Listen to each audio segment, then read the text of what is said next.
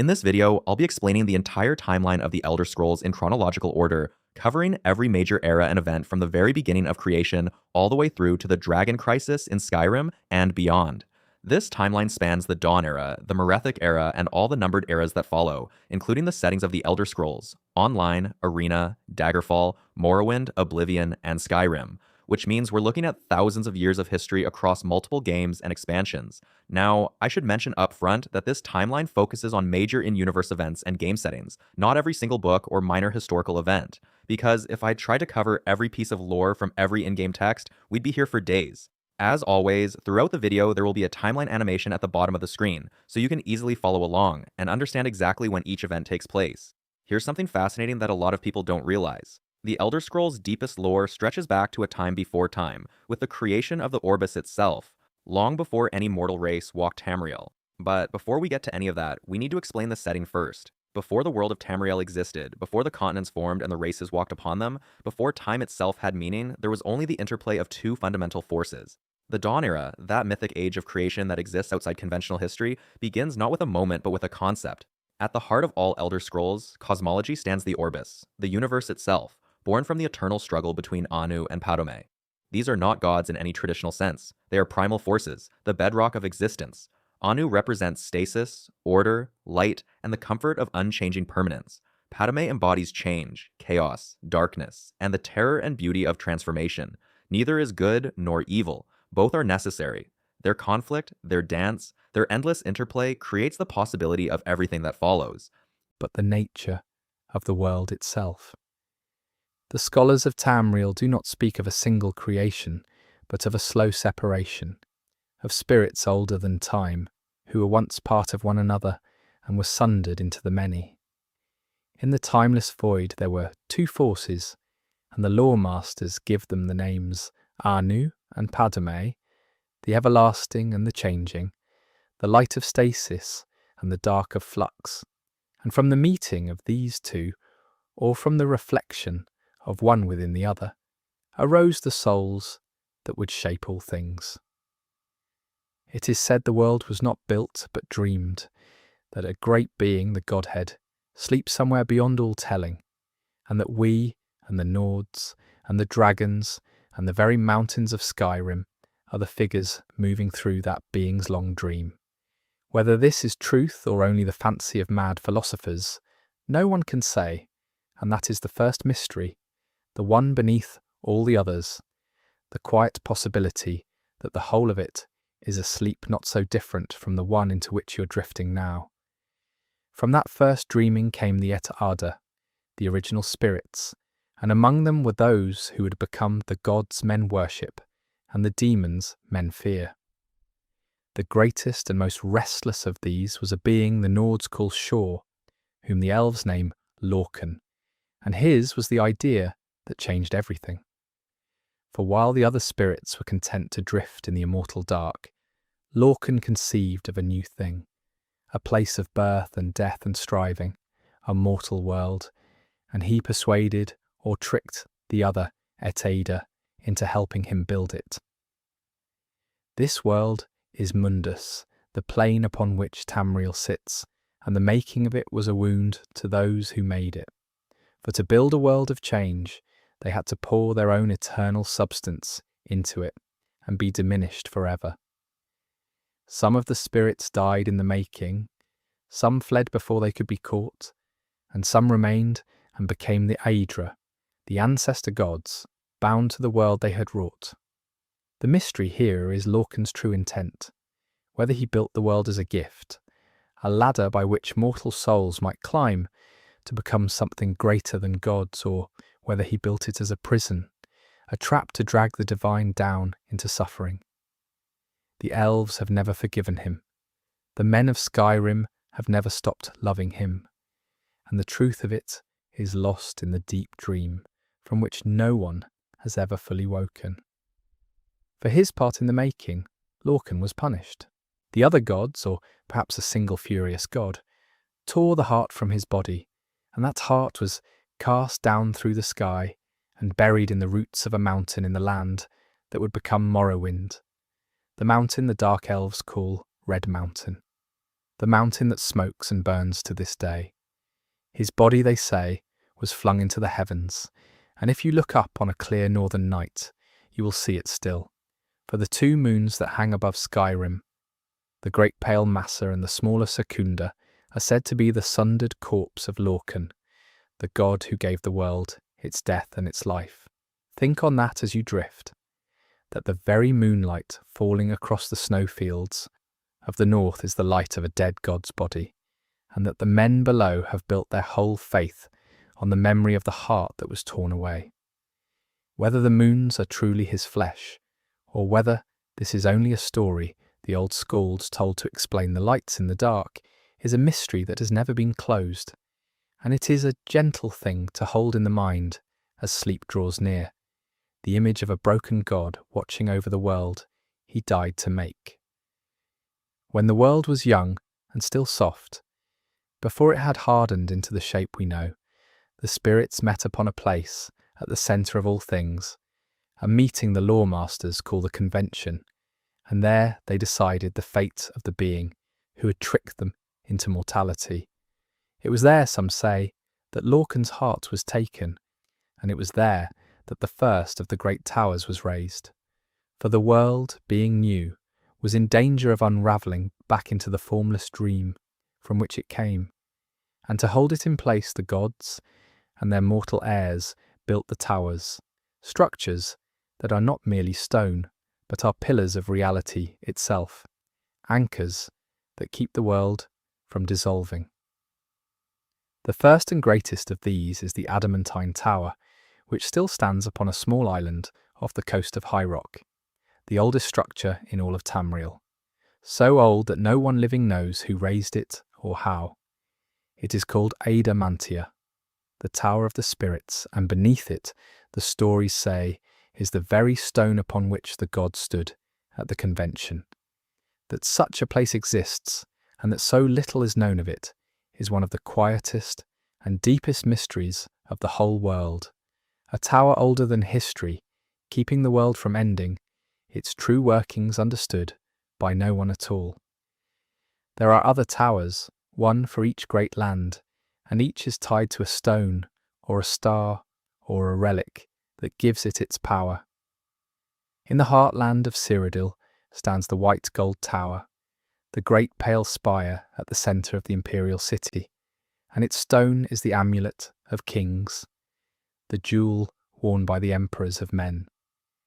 In the drowned and ashen land of the Dark Elves stood the Red Tower,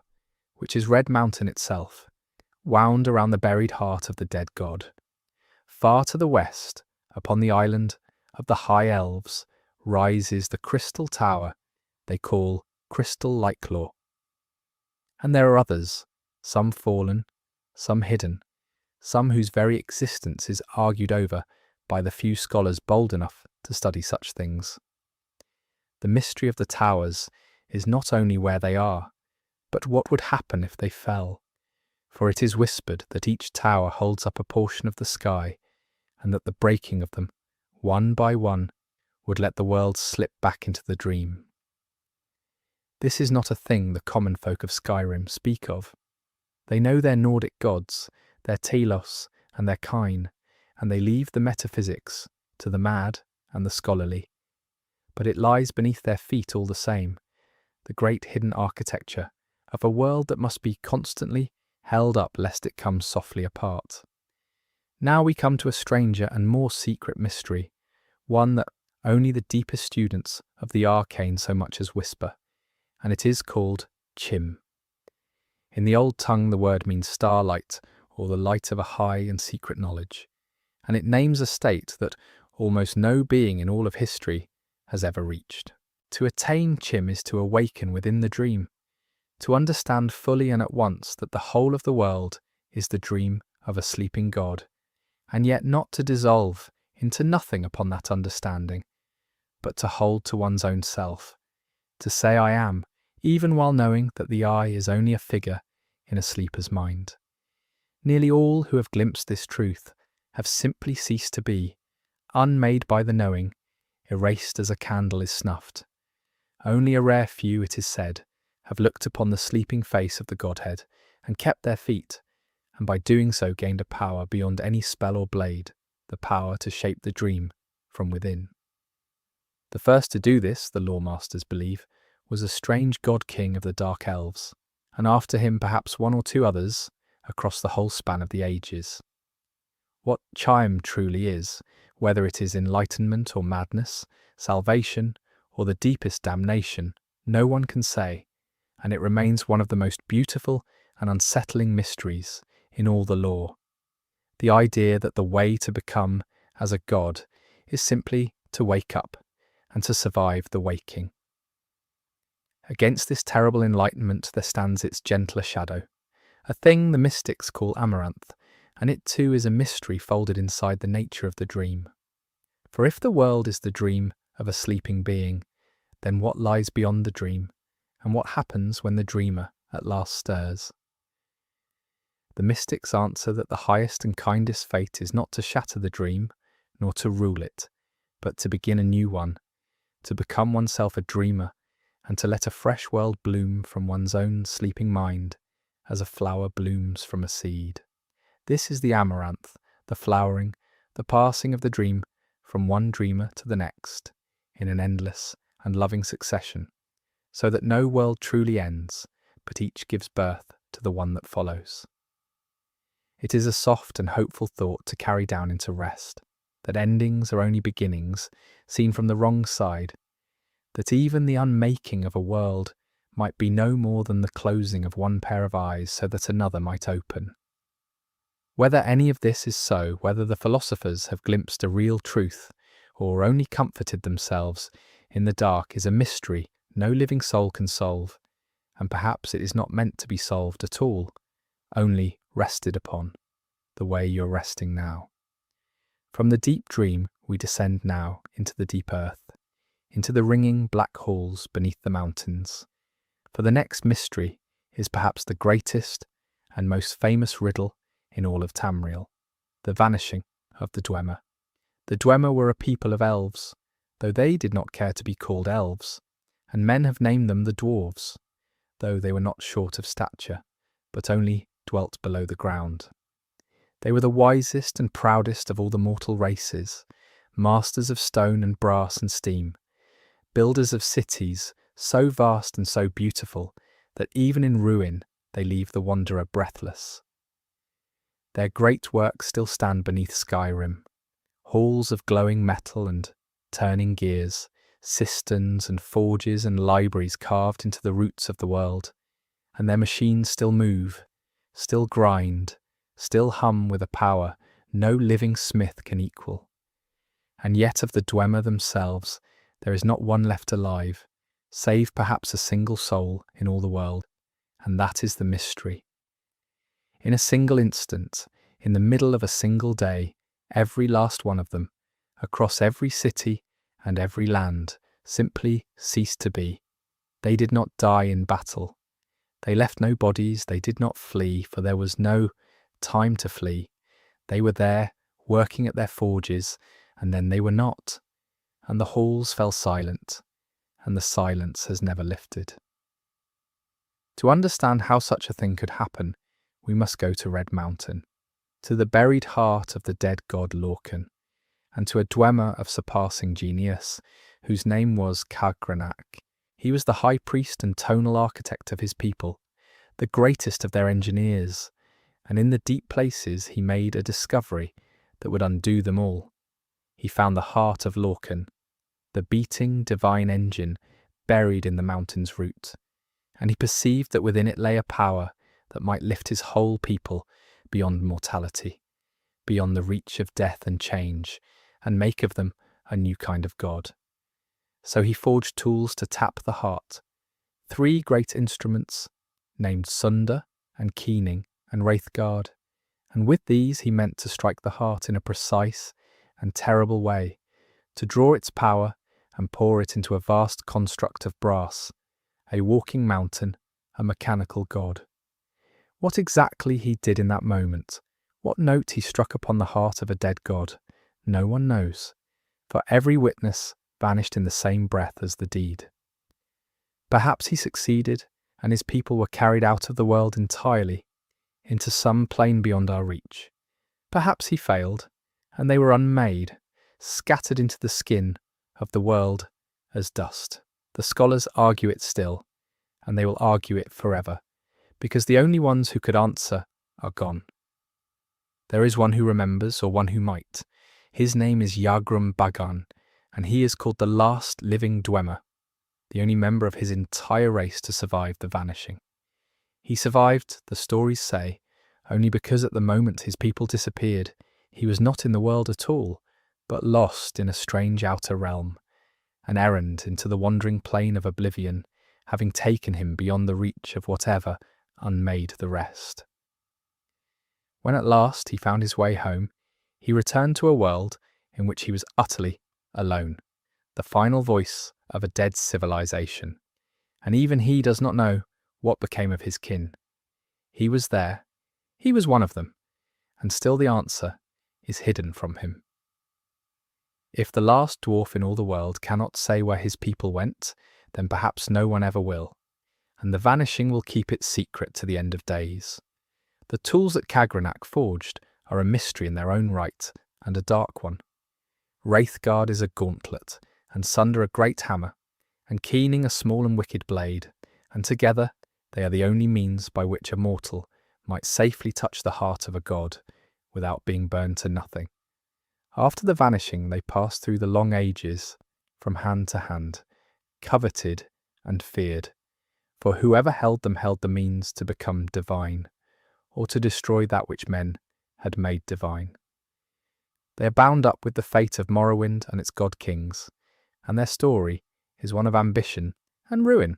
But for our purposes tonight, it is enough to know that somewhere in the world such tools exist, forged to strike the heart of the maker of the world, and that the knowledge of how to wield them has all but passed out of memory. The Dwemer took their deepest secrets with them into whatever silence swallowed them, and their tools remain, waiting, as patient as the machines that still turn in their empty cities. Descend a little deeper now, past the upper ruins that travellers know, into a place so vast and so hidden that many who hear of it refuse to believe it is real. It is called Blackreach, and it lies far beneath the surface of Skyrim, a whole world within the world, an immense cavern lit not by sun nor moon, but by a soft and unearthly glow. Great glowing mushrooms rise like trees, and pale fungal light drifts through the dark, and the ruins of a Dwemer city sprawl across the cavern floor, silent and perfect and abandoned. There is a strange peace in Blackreach, a hush like the inside of a held breath, and travellers who have gone down and returned speak of it the way one speaks of a dream, uncertain whether it was real. What the Dwemer mined there, what they sought in the deep glow, why they built so far below the reach of any surface enemy. These are questions without clear answers. The city sleeps beneath the mountains, its lamps still burning after thousands of years, its streets empty, its makers gone. If you like, you may picture yourself walking there now, through the soft blue light, past the silent towers, and let the strangeness of it carry you gently towards sleep. In the deep places, the Dwemer sought after a rare and precious thing, a substance they called Ethereum, a glowing crystalline metal that came from somewhere beyond the ordinary world, perhaps from the realm of magic itself. So valuable was it, and so difficult to work, that even the Dwemer, who could shape any stone and command any machine, found it a challenge to master. 4 of their greatest cities are said to have joined together in a rare alliance to build a single forge capable of working the metal, a thing they almost never did, for the Dwemer were a fractious people who trusted no one, least of all one another. What wonders they made from the Ethereum, and why so precious a knowledge was allowed to be lost, and whether any of their Ethereum creations still lie hidden in the deep, are mysteries that hint at how much of their genius vanished with them. For every wonder of the Dwemer that we can still see and touch, there are 100 we will never know, carried away in the same silent instant that took their makers. And still their machines run. This is perhaps the eeriest mystery of all, quieter than the vanishing itself. In the empty halls beneath Skyrim, the great gears still turn, the steam still hisses through ancient pipes. The metal guardians still stir and stride and defend the ruins of a people who no longer exist. Spider-shaped machines skitter through the dark. Tall brass sentinels wake at the sound of a footstep and move to strike down any intruder, faithfully guarding treasures for masters who have been gone for thousands of years. No hand tends these machines, no smith winds them or feeds them fuel that we can see, and yet they persist, tireless, patient, obedient to commands given before the fall of empires. What power drives them? What secret engine at the heart of the Dwemer craft keeps them running across the long silence of the centuries? No scholar has ever fully explained. They are the loyal servants of a vanished race, keeping their endless watch in the dark, and there is something both mournful and soothing in the thought of them, going about their ancient duties in the empty halls, never knowing that everyone they were built to serve has long since slipped out of the world. Before we leave the Dwemer, we must speak of the thing that Kagranak meant to build, the walking mountain of brass, the mechanical god called the Numidium. It was, and perhaps still is, the most terrible weapon ever conceived in all the history of Tamriel, a construct as tall as a mountain, powered by the stolen heart of a dead god, capable of walking across the world and unmaking whatever stood before it. The Dwemer vanished before they could complete their work, but the Numidium did not stay buried forever, for in later ages it was raised again, and it walked, and where it walked, reality itself grew uncertain. Whole kingdoms were conquered in a single afternoon by a thing that could step outside of time. What became of it in the end, whether it was destroyed or dismantled or hidden away against some future need, is not fully known, and the very existence of such a weapon, a god that men could build and steer, sits among the great unsettled questions of the world. We will return to the Numidium later, in the tale of the god who was once a man, but hold it in your mind for now. The image of a brass giant sleeping somewhere in the dark, its heart the heart of the maker of the world, waiting to walk again.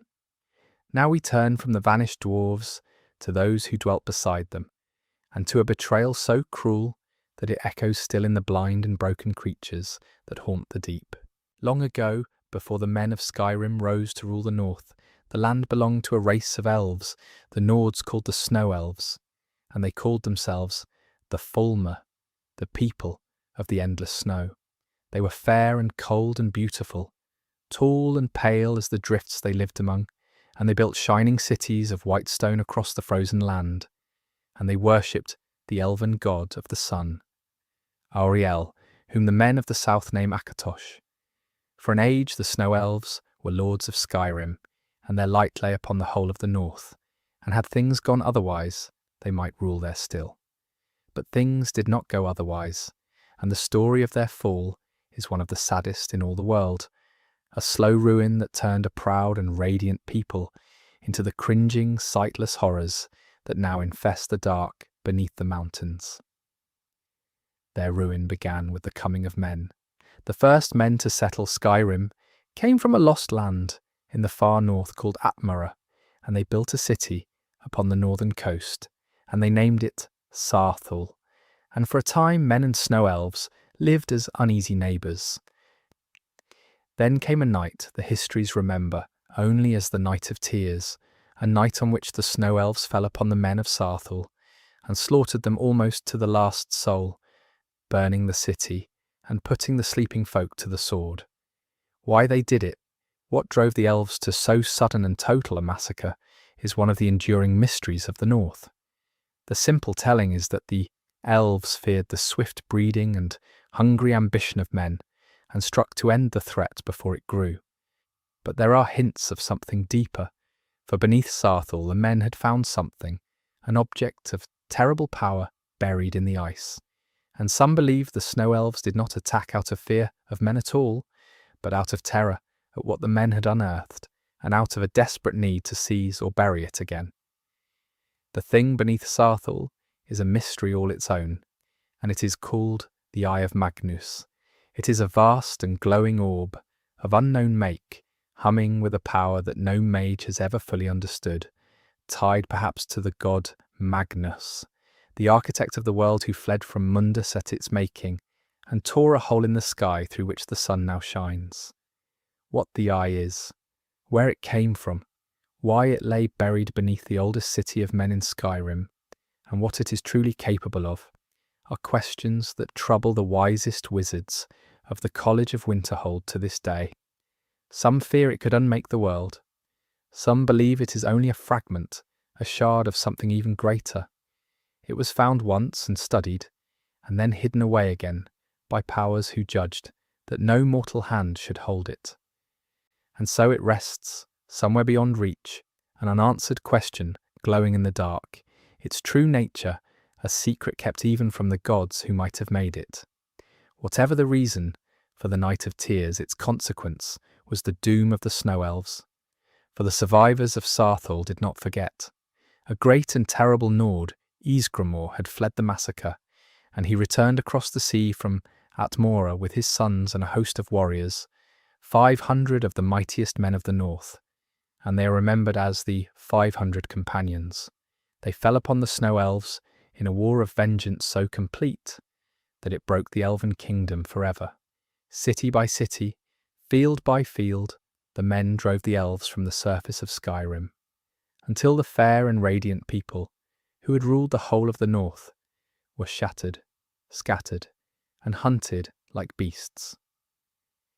Ysgramor and his companions became the founders of Nordic civilization, the first heroes of Skyrim, and the great hall they raised, Jorvaskr in the city of Whiterun, still stands. But their glory was built upon the ruin of an entire people, and the Snow Elves, driven from the light, were forced to make a choice that would prove more terrible than any defeat in open war. Fleeing the wrath of men, a remnant of the Snow Elves came at last to the doors of the Dwemer, the deep-dwelling dwarves, and begged for refuge in the halls beneath the mountains. The Dwemer agreed, but they set a price, and the price was cruel beyond measure. To be given shelter, the Snow Elves had to eat of a certain poisonous fungus that grew in the deep places, a food that blinded them, robbing them of their sight so that they could never again look upon the world above, nor find their way back to the light, nor pose any threat to their hosts. Generation by generation, the Snow Elves who took refuge below grew blind, and then their children were born blind, and the Dwemer kept them as a servile underclass, a race of sightless slaves toiling in the dark. So the proud people of the endless snow, who had once worshipped the sun, were shut away forever from the sun's face, and made to serve in the halls of those who had betrayed them. But servitude has a bottom, and even the blind can rise. In time the Snow Elves who dwelt below rebelled against their Dwemer masters, and a war broke out in the deep places, a war between the sightless slaves and the machine builders. It was during this very war, the histories suggest, that the Dwemer vanished from the world in their single silent instant, and so the slaves were freed not by their own hand, but by the disappearance of their oppressors. Yet freedom came too late to save what the Snow Elves had been. Ages in the dark, blind and starving and hunted, had twisted them beyond recognition. Their tall, fair bodies bent and shrank. Their pale skin grew grey and rough. Their minds dimmed to savagery, cut off from the sun, from beauty, from all the arts of their ancestors. They degenerated, across the long centuries, into the creatures the folk of Skyrim now call the Thalmor, hunched and sightless goblins of the deep, cruel and mad, who creep through the ruins and prey upon any who wander too far below. The horror that lurks in the dark places of Skyrim is not a separate race at all. It is the ruin of the Snow Elves. It is what a beautiful people became when they were driven from the light and left to rot in the dark. And there is no mystery in all the north more melancholy than the slow unmaking of the Thalmor. And yet, Deep in the frozen west, in a hidden valley walled by ice, a single pocket of the old Snow Elves is said to have survived unfallen, keeping the ancient faith of Auriel in a great and secret chantry. 2 brothers guarded that holy place across the long ages, and their names were Gelebor and Virtha, and they were knight paladins of the sun god, tall and fair and unbent, the last true Snow Elves in all the world, untouched by the poison and the dark that ruined their kin. But even that last refuge was not spared its tragedy, for one brother fell to a bitter madness, and betrayed the other, and betrayed his god, and the sanctuary of the sun was stained with treachery from within. Whether any of the true Snow Elves yet live, whether Gelebor still keeps his lonely watch over the frozen chantry, whether the fair race might one day return to the light of the world, are questions that hang unanswered over the ice. The Snow Elves are not quite gone. A whisper of them endures, a last candle in a vast and freezing dark, and no one can say whether it will ever again grow into a flame. There is one figure among the fallen Snow Elves whom the Nords themselves came to honour, and he is remembered as the Snow Prince. In the final wars, when the men of Skyrim broke the Elven kingdom upon the island of Solstheim, the Snow Elves were led by a captain of such beauty and valour that even his enemies wept to slay him. Clad in shining ebony armour, mounted and terrible and graceful, the Snow Prince cut down the champions of the Nords one after another, and fought so nobly that when at last he fell, struck down by the hand of a mere child among the Nordic host, his foes did not despoil his body, but buried him with all honour as a king. Who he truly was, what became of his line, and whether the grave where the Nords laid him with such reverence still holds his shining bones, remain among the quieter mysteries of the North. He is the last flower of a dying people, remembered even by those who destroyed him, a reminder that the Thalmor who now cringe in the dark were once a race that could produce a prince so fair that his killers honoured his grave. Let us rise now from the deep places and lift our eyes to the sky, for no telling of Skyrim's mysteries can pass over the dragons, the great winged serpents whose shadow lies across the whole history of the North. In the earliest days of the world, before men or elves held any power, the dragons ruled. They were not beasts, but something closer to gods, immortal and proud, children of the great sky dragon, Akatosh, and they did not merely fly and burn, as the dragons of lesser legends do. They spoke, and their speech was power, for a dragon's voice is a kind of magic, and to know the language of dragons is to be able to shape the world with words. Chief among them was a black dragon of terrible size and older than memory, Alduin, called the World Eater, and he was said to be the firstborn of Akatosh, or perhaps something even stranger, a being whose purpose was not to rule the world, but to end it, to devour it when its time had come, so that a new world might rise from the ashes. Whether Alduin was truly meant to be the world's destroyer, and whether he abandoned that sacred duty out of pride to become instead its tyrant, is a mystery that sits at the very centre of Skyrim's fate. Under the dragons, men were slaves. In the age when the winged serpents ruled the north, the early Nords bowed before them, worshipped them as gods, and served the priest kings who spoke on the dragon's behalf. These were the dragon priests, mortal men granted great power and long life in exchange for their devotion, and they ruled over the people with cruelty in the dragon's name. They built the great stone temples and mounds whose ruins still crown the mountains of Skyrim, and they were buried in those temples when they died, wrapped in the trappings of their office, and wearing masks of dragon priest craft, masks of gold and bronze, and worn wood that held terrible enchantments. Some of those dragon priests did not truly die at all, but linger still in their tombs, undead and mighty, guarding their masks against the passing of the ages. Who they were in life, what secrets they kept, and what power still sleeps behind their ancient masks, are questions that draw the brave and the greedy into the barrows to this day, and not all who go seeking those answers return to tell them. The dragons could not have been overthrown by mortal strength alone, and so the mystery of how men broke free is bound up with a gift from the gods themselves. It was Kine, the Nordic goddess of the storm and the wind, the widow of the dead god Shor, who took pity on her enslaved children, and she chose a strange messenger to teach them the way out of bondage. She commanded a dragon, one who had turned against his own kind, to come down from the mountain and teach mortals the very power that dragons wielded, the power of the voice, the Thu'um,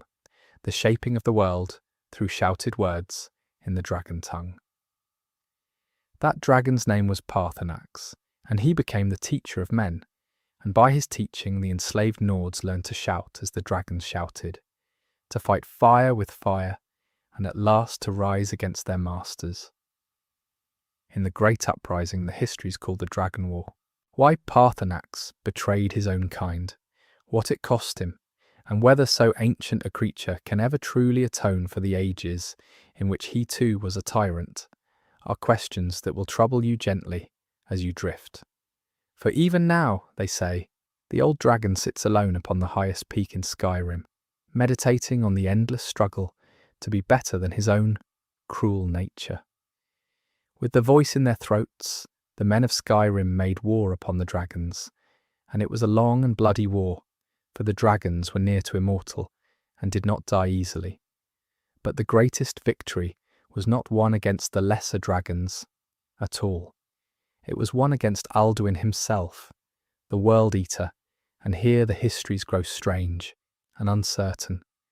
3 heroes of the north, 3 tongues, masters of the voice, faced the black dragon and could not slay him, for he could not be slain by ordinary means. Instead they used a power the gods had hidden, an elder scroll, an artifact of impossible make,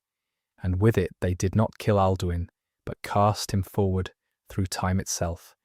flinging him out of their age and into the far future, hoping perhaps that he would simply be lost in the stream of years. What exactly they did, how a scroll could tear a hole in time and swallow a god, and whether they understood that they had not destroyed Alduin, but only delayed him, are mysteries that reach forward across thousands of years to touch the age of the last dragonborn, for a thing cast forward through time must in the end arrive. The voice itself is a mystery worth dwelling upon, for it is unlike any other magic in the world. To shout in the dragon tongue is to speak a word so true and so powerful that reality bends to obey it, and a single word, fully understood, can throw a man from his feet, or freeze the air, or call the storm, or bend the will of the listener. The greatest masters of the voice could level city walls with a shout, or so the old songs claim, and the study of it became a sacred and secret art. But such power is perilous, and there came a tongue named Jurgen Windcaller, who after a terrible defeat in which the voice failed to save his people, fell into a long silence and a longer meditation, and emerged having conceived a new understanding. He taught that the voice should not be spent upon war and glory and the works of men at all, but reserved for the worship of the gods, and he named his teaching the way of the voice. Why so great a power should be voluntarily set aside, whether Jurgen's silence was wisdom or surrender, and what it means to hold a world-shaking gift and choose never to use it, are questions that lie at the heart of the strange and peaceful order he founded. For the followers of Jurgen Windcaller became the Greybeards, an order of monks who dwell upon the slopes of the throat of the world, the highest mountain in all of Tamriel, in a lonely monastery called High Hrothgar. There they study the voice, not as a weapon but as a meditation, and they hold their tongues so strictly that a single word spoken aloud by a greybeard can shatter the stillness of the mountain and shake the ground. So powerful have they become through their silence that they can no longer speak to ordinary folk without harming them, and so they live in near-perfect quiet, whispering when they must, communing with one another through the smallest of sounds. High upon their frozen peak, wrapped in robes and silence, they wait and they watch the long turning of the ages, keeping the old knowledge alive against the day it will be needed. What they truly know, how deep their wisdom runs, and what they're waiting for upon their lonely mountain, are mysteries that even the folk of Skyrim who honour them cannot fully answer. For the Greybeards do not explain themselves, and their greatest secrets are kept behind the deepest of their silences. Below the peace of the Greybeards there is a harder order, older and more warlike, and it too keeps its share of secrets. They are the Blades, and in the age of the dragons they were dragon hunters, sworn to slay the winged serpents and to serve the Dragonborn, the mortal blessed with a dragon soul. For long ages they were the loyal guardians of the emperors of men, an order of spies and warriors and keepers of ancient lore, and they gathered knowledge of dragons and prophecy that no other order possessed. But the Blades fell upon hard times, hunted nearly to extinction by the enemies of men, their temples burned, their numbers scattered, their old knowledge lost or hidden. What the Blades once knew and no longer do, what secrets burned with their libraries, and whether their ancient enmity with certain dragons is wisdom or blind and bitter hatred, become sharp and pressing questions in the age of the last Dragonborn, when the old orders must decide whether the sins of a dragon can ever be forgiven, or whether some evils must be cut out root and branch no matter how deeply they have repented. There is a deeper puzzle beneath all of this, and it concerns the very origin of the Nords, for they did not always dwell in Skyrim. Their oldest legends say they came from Atmora, a continent far to the frozen north, a land now said to be locked in ice and empty of all life. Wave upon wave of hardy men crossed the sea from Atmora in the earliest days, Ysgramor and his people among the last of them, and they settled the north and became the Nords. But of Atmora itself almost nothing is known. Was it a real land, and if so, why did its people abandon it? Did it freeze and die, driving its children south to warmer shores, or is it merely a myth, a half-remembered dream of a homeland that never was? No ship has sailed to Atmora in living memory and returned. It sits upon the edge of every map as a blank white space, the lost cradle of the northern folk, and whether anything at all still lives upon its ice, or whether it is a graveyard of the race that gave Skyrim its people, is a question no living Nord can answer. Their whole civilization stands upon a homeland they can no longer find. We come now to the god the Nords love above all others,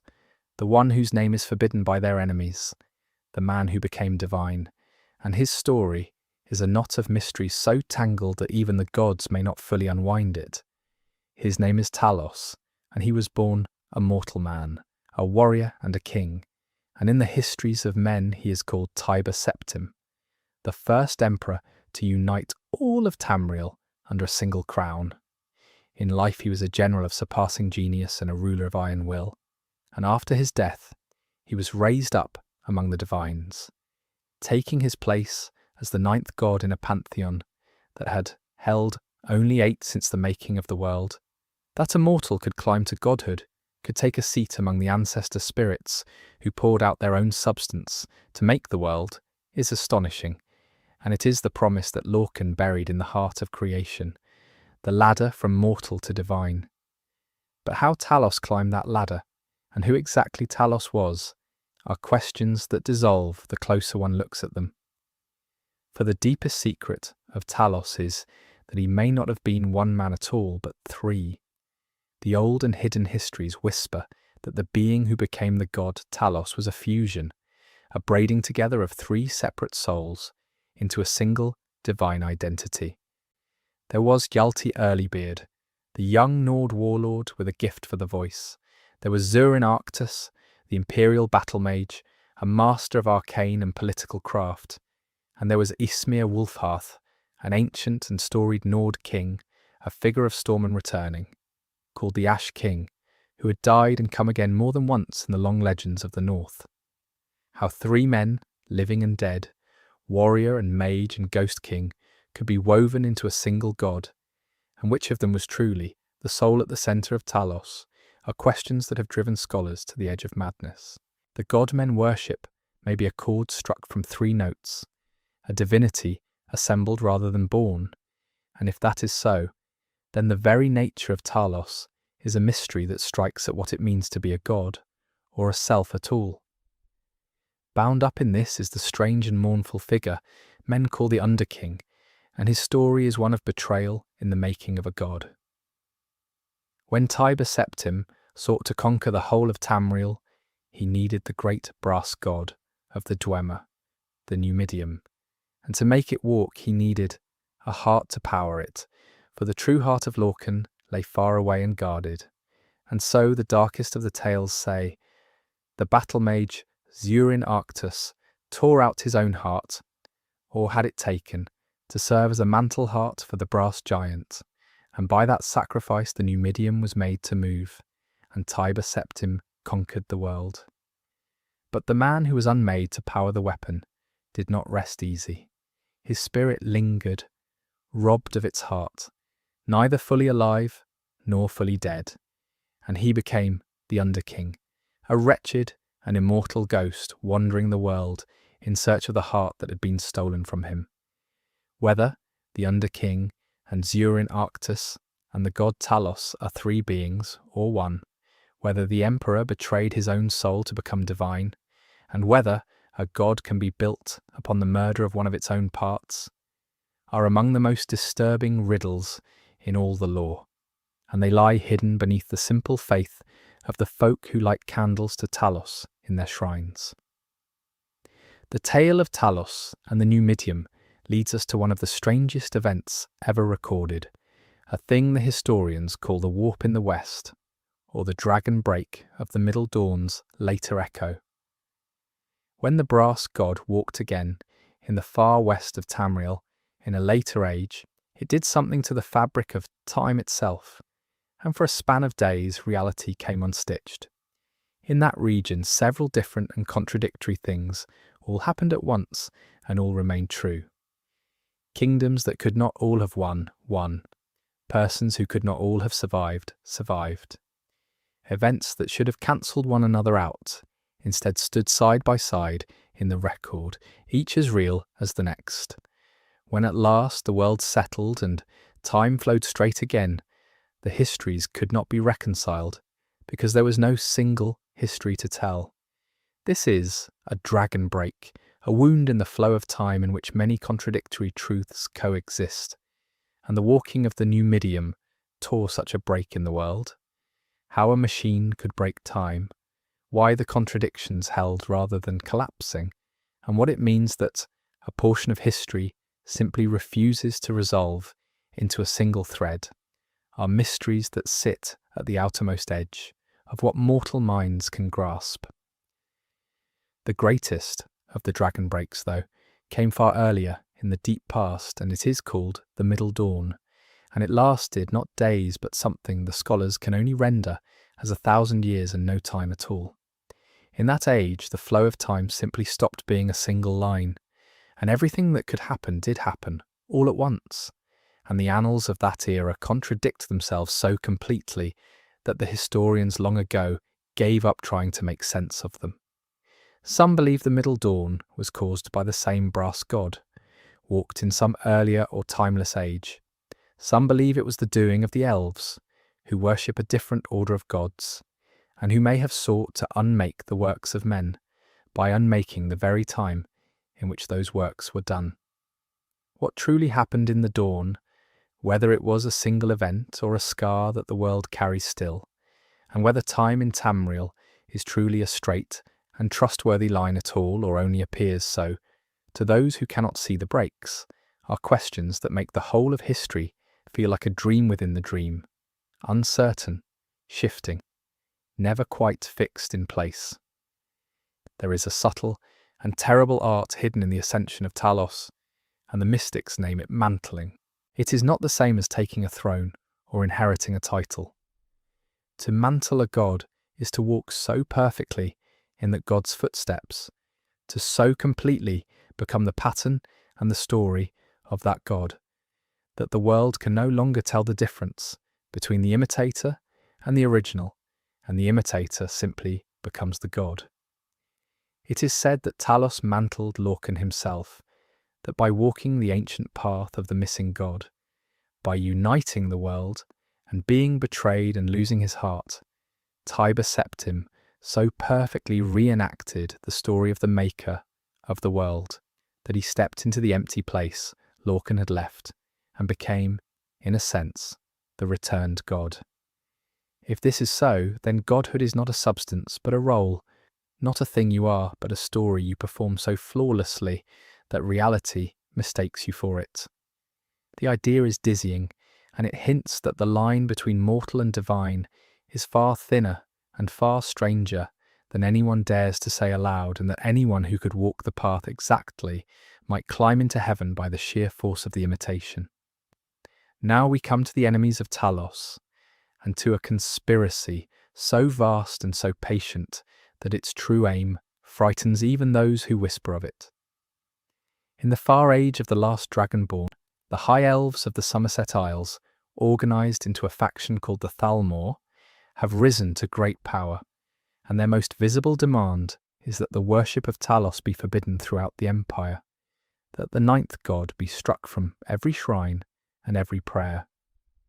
The common folk of Skyrim see this as tyranny, an occupying power forbidding them their beloved god, and they are not wrong. But beneath the political demand lies a deeper and stranger purpose, for the Thalmor do not merely dislike Talos.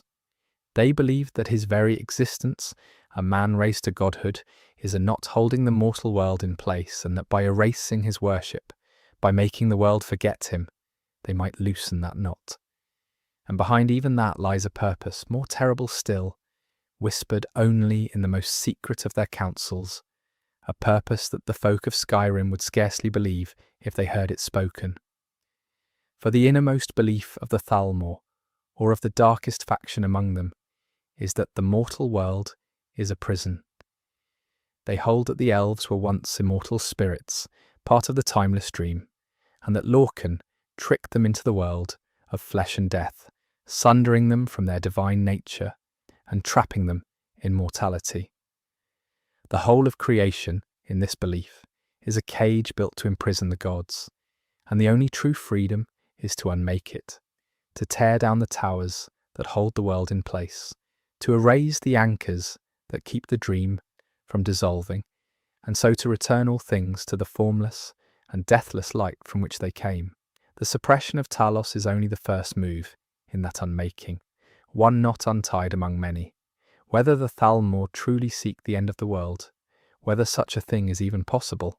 and whether the wars and cruelties of the age are all merely the opening steps of a plot to uncreate existence itself, are the darkest and most far-reaching mysteries of the age of Skyrim, hidden beneath the ordinary miseries of occupation and rebellion, a secret so large that it hides in plain sight, mistaken by all the world for mere politics. Let us turn now to the other gods, the darker and stranger ones, the Daedric Princes, for they too weave their mysteries through the fate of Skyrim, where the Aedra, the ancestor gods, gave up their power to make the world and are diminished and distant. The Daedra kept theirs and stand apart, dwelling in their own realms, in the wandering plain of oblivion,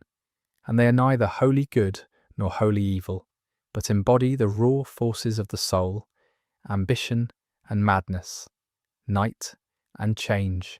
domination and freedom. There are said to be 16 great princes, and they meddle in the affairs of mortals when it pleases them, granting terrible gifts and demanding terrible prices, and their artifacts are scattered across Skyrim like seeds of chaos. What the Daedra truly are, whether they are gods or demons or merely the masks that certain vast and alien spirits wear when they deign to speak to us, and why they take such interest in the small doings of mortals, are questions the priests of the north would rather not consider, for to consider the Daedra too closely is to invite their attention. The strangest of the princes, and the one whose mystery is the most delightful and the most unsettling, is Sheogorath, the mad god, the lord of madness itself. He speaks in riddles and nonsense, he gifts and curses in the same breath, and his logic is the logic of dreams, following rules no sane mind can trace. But there is a secret folded inside the madness, and it is this. Sheogorath is not merely a prince of chaos. He is bound in a strange way to order, for the mad god and a certain lord of forbidden knowledge and rigid scheme are said to be two faces of a single divided being, madness and cold reason locked together, each the price and the punishment of the other. And there is a deeper secret still, for the office of Sheogorath is one that a mortal can, under the strangest of circumstances, come to hold. The madness is a mantle, and it has been worn by more than one, and the being who wears it now may once have walked as a mortal hero before madness, or the escape from madness lifted them into the mad god's throne. Who Sheogorath truly is, and whether the madness is a curse or the only sane response to a world that is itself a dream, is a riddle that folds back upon itself endlessly, as all the mad god's riddles do. There is a tale in Skyrim that joins the mad god to a long-dead king,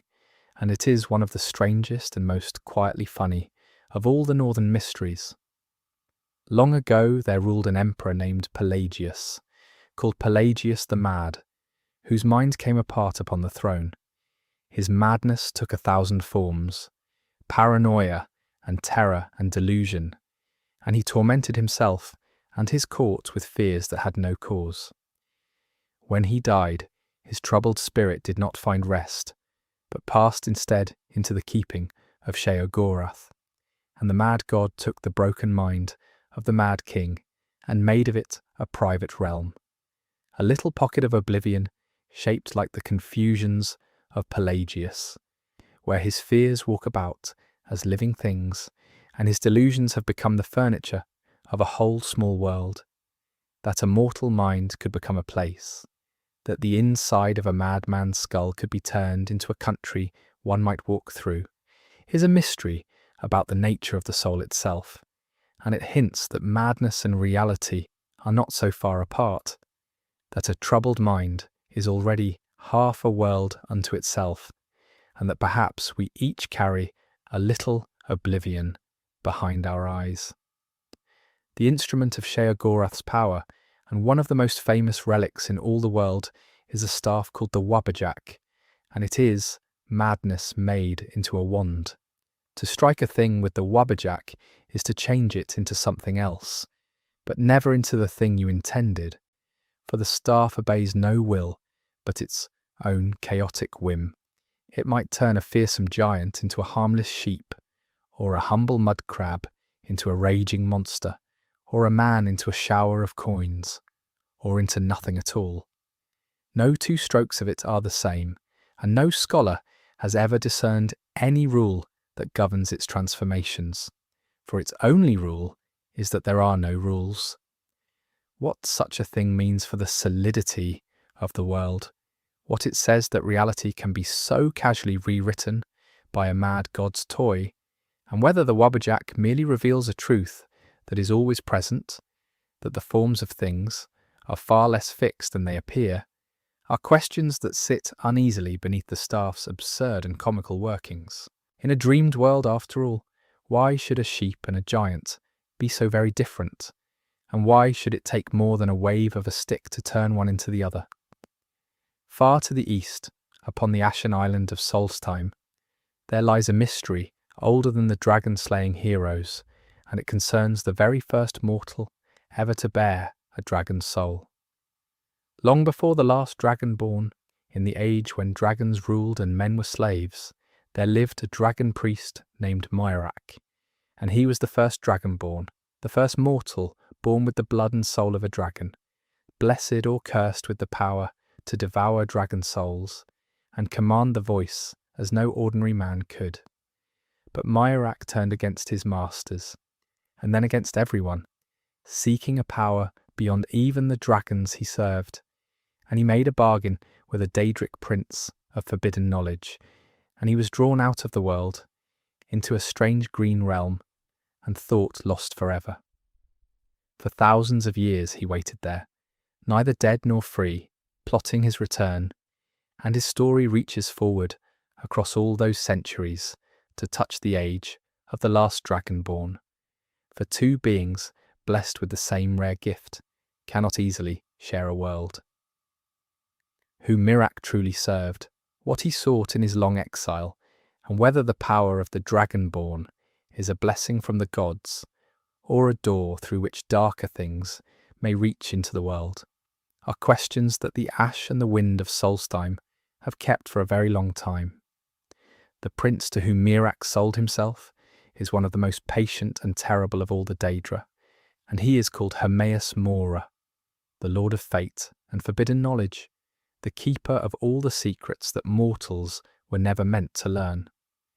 He does not appear as a person at all, but as a vast and shifting mass of eyes and tentacles and darkness, an ocean of knowing. And his realm is a library beyond all libraries, holding every fact and every secret that has ever been or will ever be. He tempts mortals with knowledge, offering them the answers they most desire,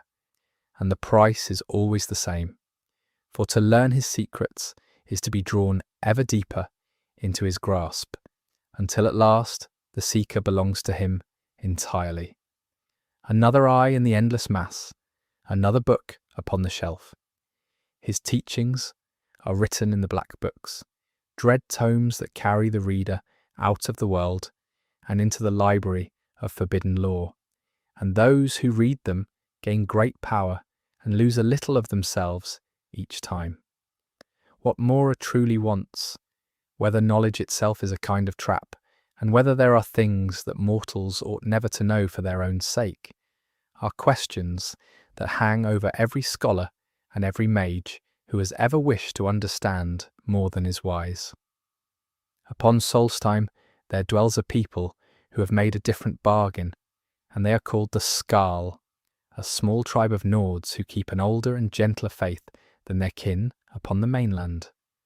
The Skarl do not worship the many gods, but reverence a single guiding spirit they call the All-Maker, and they hold that all things, the wind and the stone, and the beast and the tree, are woven into one great living whole, and that to harm the balance of nature is to harm the All-Maker itself. Against the All-Maker they set a dark and hungry adversary, a devouring force they call the Adversary, whose many faces bring blight and famine and death, and the whole of Skarl wisdom is the keeping of the balance between the two. Whether the All-Maker is one of the known gods under another name, or a truth the rest of Tamriel has forgotten, or simply the way a small and hardy people have made sense of a hard and beautiful land, is a quiet mystery, and there is a deep peace in the Skarl way that the rest of the clamouring world has largely lost. They ask only to live in balance with the land, and even that simple wish has drawn upon them the eye of powers far greater and far crueler than themselves. Behind the Daedra there is a question that the wise circle around and never quite answer, and it concerns the nature of the soul, for the Daedra hunger after souls above all else. A soul, in the reckoning of Tamriel, is not merely the breath of life, but a thing that can be captured, bound in a gem, traded, spent and consumed, and the mages of the world fill their soul gems with the trapped spirits of beasts and in the darkest arts of thinking beings. What becomes of a soul so captured, whether it suffers, whether it dreams, whether it is destroyed when it is spent, power a spell, or an enchantment, are questions the enchanters would rather not dwell upon. And beneath even those questions lies the deepest one of all, which is what the soul truly is, and where it goes when the body fails and the gem does not catch it. For the peoples of Tamriel do not agree, some believing the dead pass to the halls of their gods, some that they linger, some that they are simply unwoven, and return to the great dream. That so much of the world's magic and cruelty turns upon the trafficking of souls, while no one can say for certain what a soul even is perhaps the most unsettling mystery of all, and a strange thing to hold in the mind as your own soul loosens towards sleep. We return now to the Dragonborn,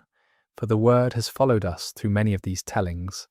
and it deserves a mystery of its own. To be Dragonborn is to be born with the soul of a dragon, housed within a mortal body, and it is the rarest of all gifts, granted only now and then across the long turning of the ages. The Dragonborn can do what no other mortal can, for when a dragon is slain, the Dragonborn can devour its very soul, taking the immortal essence into themselves, and by that devouring they learn the words of power far faster than any monk or scholar could, understanding in a single breath what others study for a lifetime. The emperors of the old line were dragon-born, blessed by Akatosh, the dragon god, to rule and to hold the world together, and their blood kept the very gates of the burning realm of oblivion shut. Why the gift is given to some and not others, whether it is a blessing or a burden laid upon an unwilling soul, and what it means to carry a dragon inside oneself, wild and immortal and hungry, are questions the Dragonborn themselves rarely have the luxury to ask, for such a soul is born into a life of prophecy and war. The devouring of dragon souls raises a stranger question still, about what a dragon truly is and whether it can ever truly die. For dragons, being kin to the gods, do not die as beasts die. When a mortal slays a dragon, its flesh burns away, and its bones remain, but its soul, if there is no dragonborn present to devour it, does not pass on to any afterlife. Instead, the dragon can be raised again, its soul recalled into its bones, made to live once more. For this is a power that Alduin the World Eater held, the power to resurrect the dragon dead and gather an army of the risen. And so, a dragon slain is not a dragon gone, unless a dragonborn eats its soul, and even then, what becomes of a dragon's soul once devoured, whether it is destroyed or merely absorbed, sleeping now within the dragonborn's own spirit, is not known. Across the north lie the burial mounds, where the ancient Nords buried the dragons they defeated, and in the age of the last dragonborn, those mounds crack open and the bones fly up and clothe themselves in fire and flesh once more. That death is no true ending for a dragon, that the graves themselves may empty, is a mystery both wondrous and dreadful. Beneath the ordinary gods and demons of the world, there lies a deeper darkness, and it has a name, or nearly a name,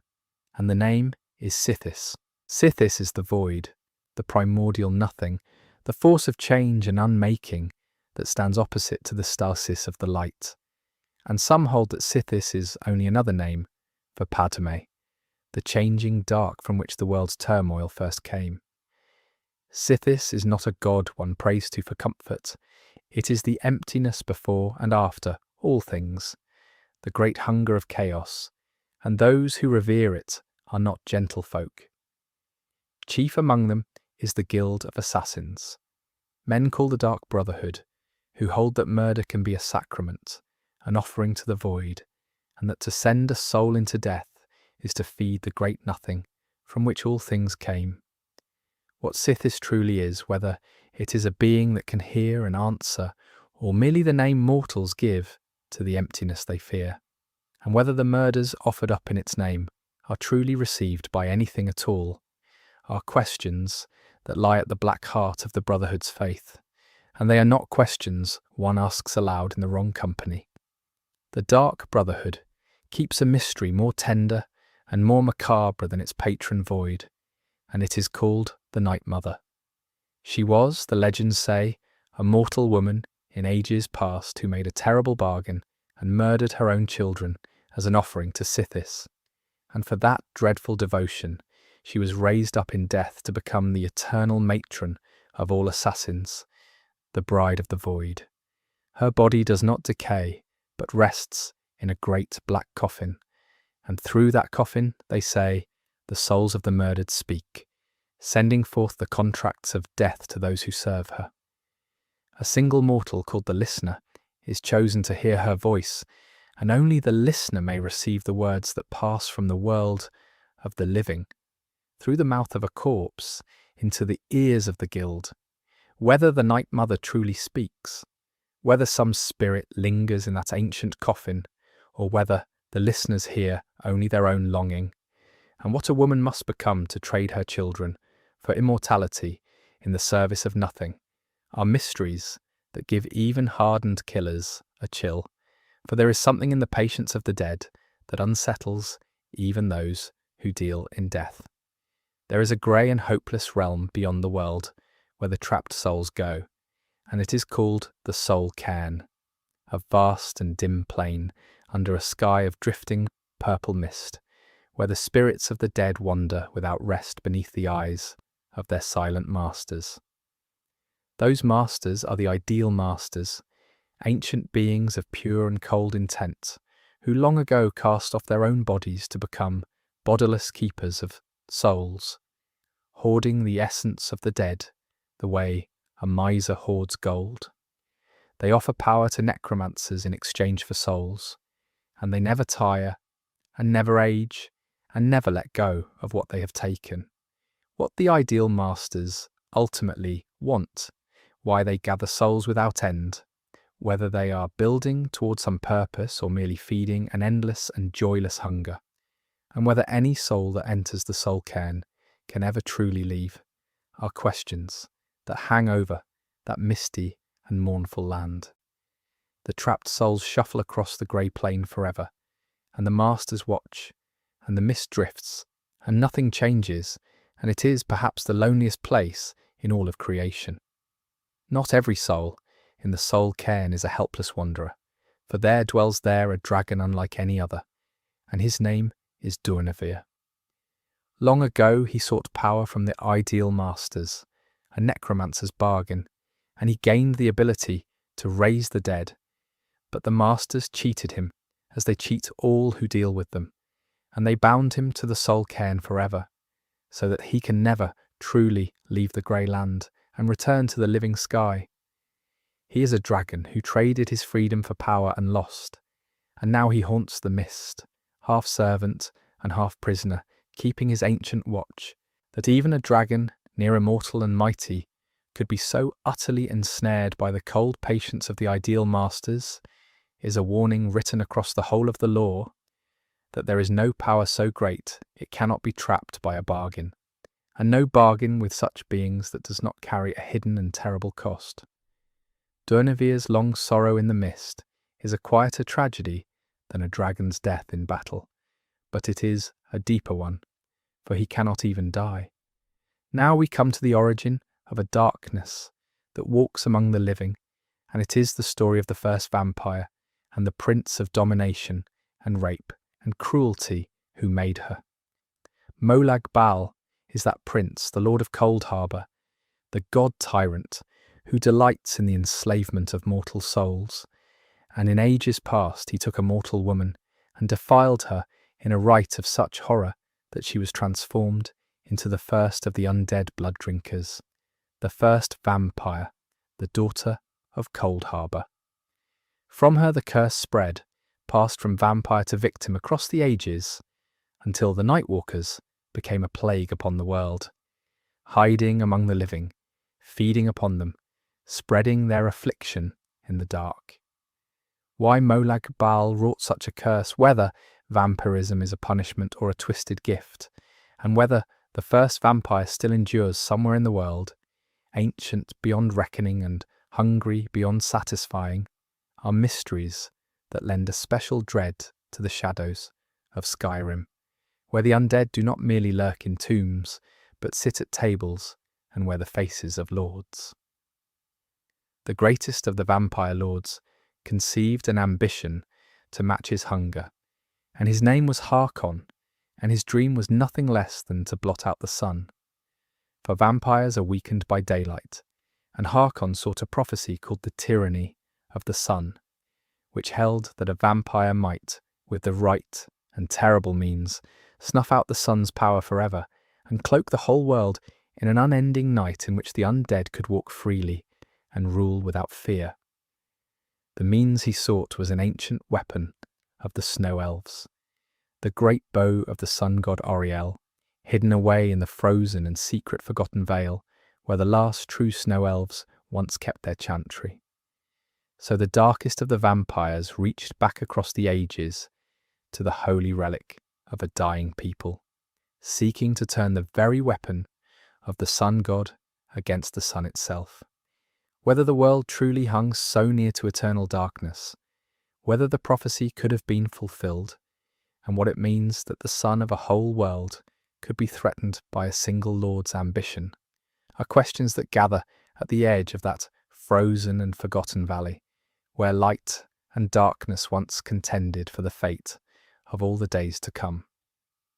Let us travel now to the western reaches of Skyrim, to the harsh and stony land the folk call the Reach, where the mountains crowd close, and the old blood runs hot, for there dwells a people whose grievance is as old as any in the north.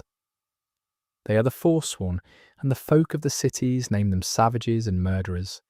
painted men who fall upon travellers from the crags and shed blood in the name of a lost kingdom. But the Forsworn tell a different tale, and in their telling they are not raiders but the rightful heirs of the Reach, the native people whose land was taken from them again and again, first by one conqueror and then by another, until at last they took up arms to reclaim what had always been theirs. Who has the truer claim to the Reach, whether the Forsworn are villains or a people wronged past bearing, and whether their war can ever end while the cities hold their ancient home, are questions with no clean answer. For the Reach has changed hands so many times and been soaked in so much blood that both sides can point to a massacre and call it justice. The Forsworn keep an old and darker faith than the sword, for they are Reachmen, and the Reachmen worship the old gods, spirits of the hills and the hags and the hidden places, powers far older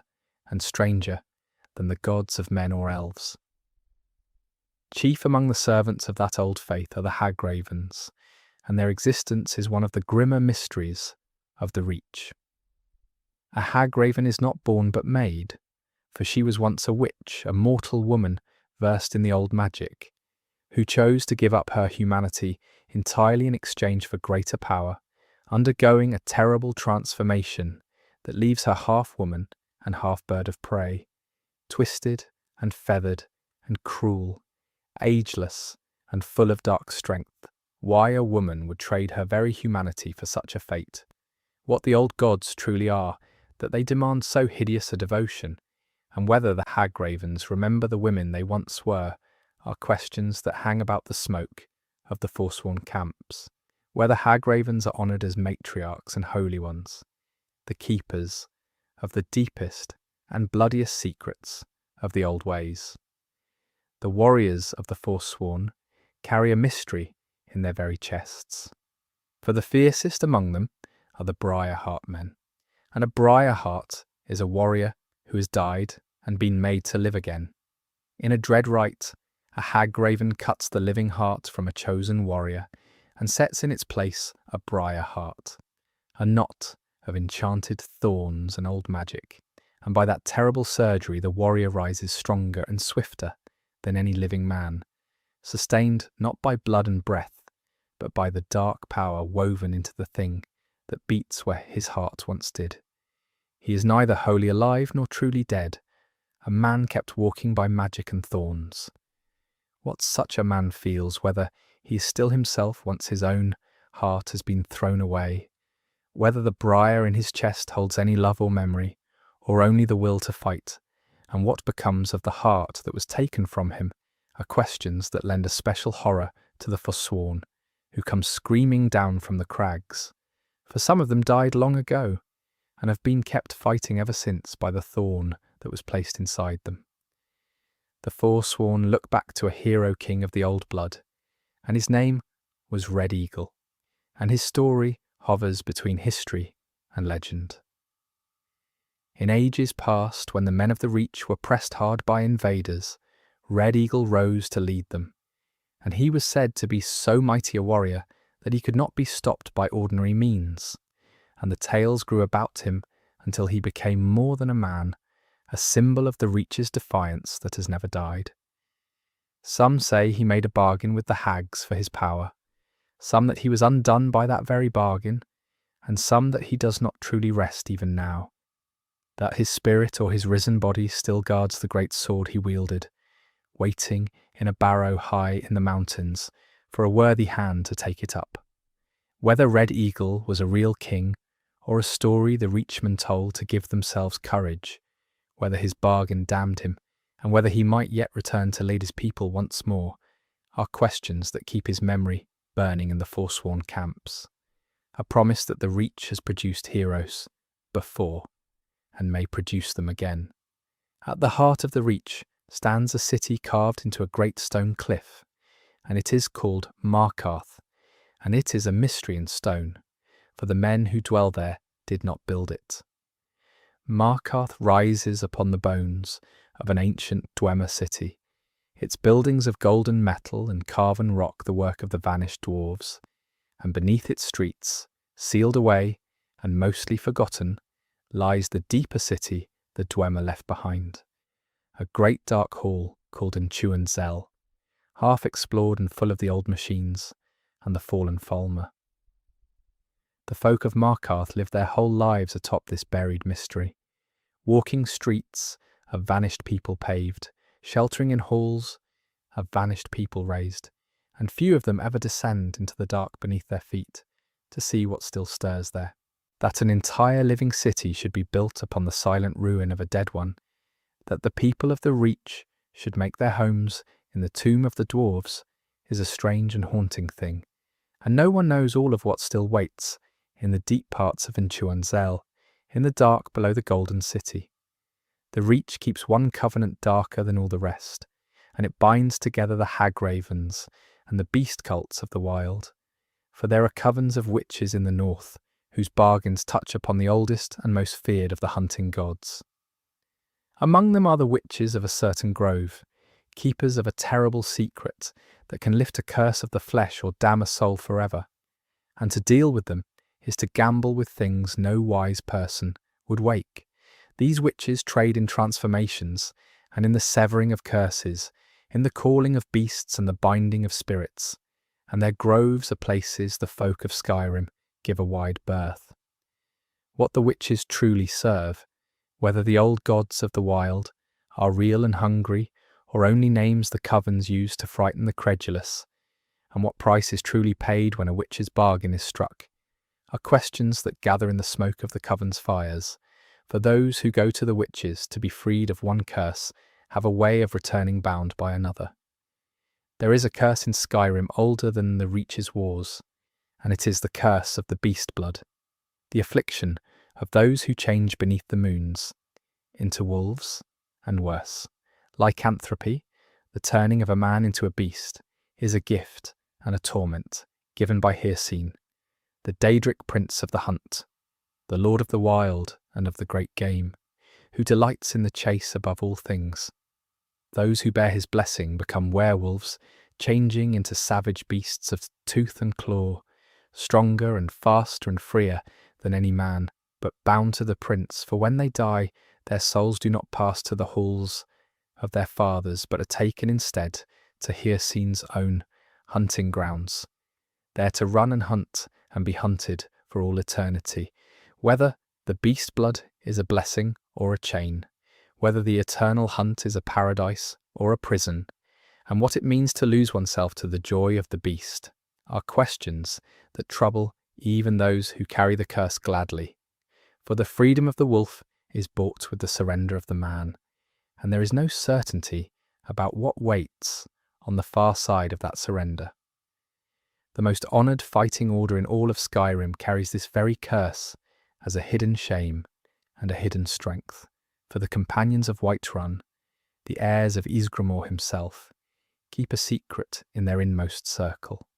Long ago the leaders of the companions made a bargain with the witches of the wild, and took the beast blood into their veins. And ever since, the inner circle of that noble order has been werewolves, hiding their nature beneath their honour, warriors by day and beasts by the light of the moons. Some among them count the blood a blessing, a source of strength in battle, while others count it a stain upon their souls, and long to be free of it, fearing the eternal hunt that awaits them after death.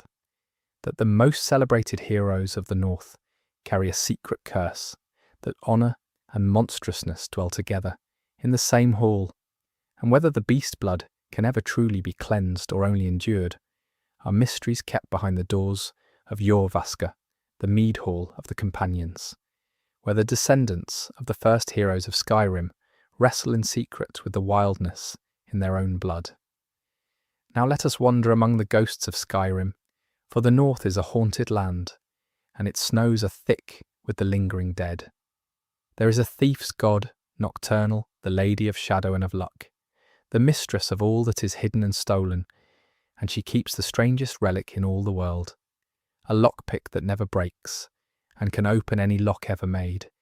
and it is called the Skeleton Key. So long as the key is where it belongs, in a hidden shrine called the Twilight Sepulchre, the luck of thieves runs true, and the shadows keep their bargains. But when the key is stolen away from its resting place, the luck of the shadow folk falters, doors that should open stay shut, and the fortune of the whole guild of thieves withers.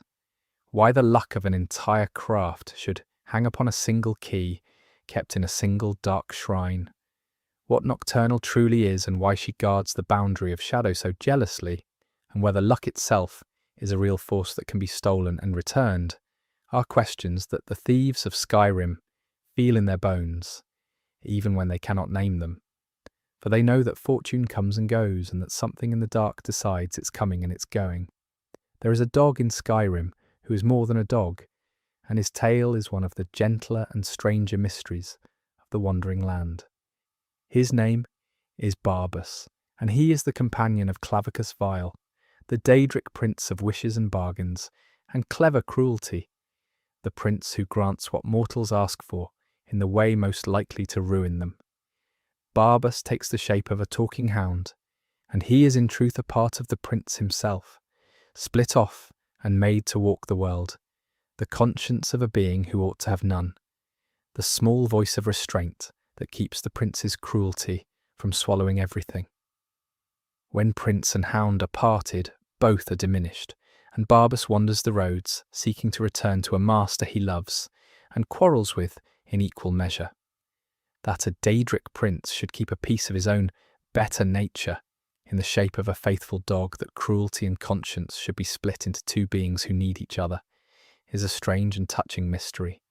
and it suggests that even the darkest of the princes is not all of one thing, that somewhere in every scheming power there is a small voice that would call it home.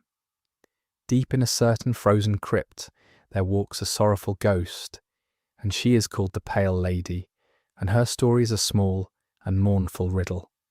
She was, the fragments suggest, a spirit bound to a haunted grove, and a stolen relic, an ashen wraith who drifts through the cold halls, searching endlessly for something she has lost. Her form pale as the frost, and her grief older than any who might witness it. Who she was in life, what she lost, and why her sorrow has outlasted her flesh by so many long years, are questions the ice has kept, for she does not speak to the living, only wanders, only searches, only grieves. There are many such spirits in the north, ghosts bound to a single sorrow, replaying the last and worst moment of their lives forever, unable to move on and unwilling to be forgotten. The Pale Lady is only one of them, but she is among the loveliest and the saddest, a figure of white grief in a white land, and to think of her drifting through the cold is a strangely peaceful thing, for her searching will never end and never need to, and there is a kind of rest in a sorrow that has become as constant and as gentle as snowfall. In the dark corners of the north there glide the wisps, small and lovely lights that drift above the snow like drowsy stars, and they are the lure and the servants of a stranger being, the Wisp Mother. She appears as a pale and beautiful woman of ice and mist, ringed by her dancing wisps, and she is cold beyond the cold of any winter, drawing the warmth and the life from those who wander too near her lights. What the Wisp Mother truly is, whether she was ever a living woman or was born of the frost itself, whether the wisps are her children or her fragments, or merely the bait upon her hook, are questions that gather about her drifting lights, for she does not explain herself, and those who follow her lovely lamps too far into the dark do not return to ask her anything at all. There is a beauty in her that is more frightening than any monster's rage, the beauty of the deep winter that does not hate you but will kill you all the same, indifferent and lovely and utterly cold, and she belongs to the oldest and quietest terrors of the north, the ones that wear no face of malice, only the calm and killing patience of the snow. There is an inn in the wilds of Skyrim where a ghost still lingers, and his tale reaches back to the very god the Nords hold dearest. In a place called Old Harolden, there walks the spirit of a warrior who fought long ago beside a young Nord captain named Hjalti, a captain who would one day become Tiber Septim, and one day the god Talos. The ghost remembers his old commander with love and loyalty, and he waits, patient and faithful, for the return of a comrade who has been dead and deified for hundreds of years. If a traveller comes to him bearing the right sword and the right words, the ghost mistakes them for his old friend returned at last, and for a moment the long vigil is eased, that a common soldier's love for his captain could hold a spirit to the world for centuries, that the ghost waits still for a friend who has climbed beyond death into godhood, is one of the tenderer mysteries of the North, and it hints at the enormous distance a man can travel. For the captain became a god, while the soldier became a ghost, and yet in the soldier's memory they are still two young men who fought side by side in a forgotten war. There comes a challenger in the age of the last dragonborn, who is a mystery of pride and weariness, and he is called the Ebony Warrior. Clad head to foot in black armour, a master of every art of war, he has conquered every foe and overcome every trial,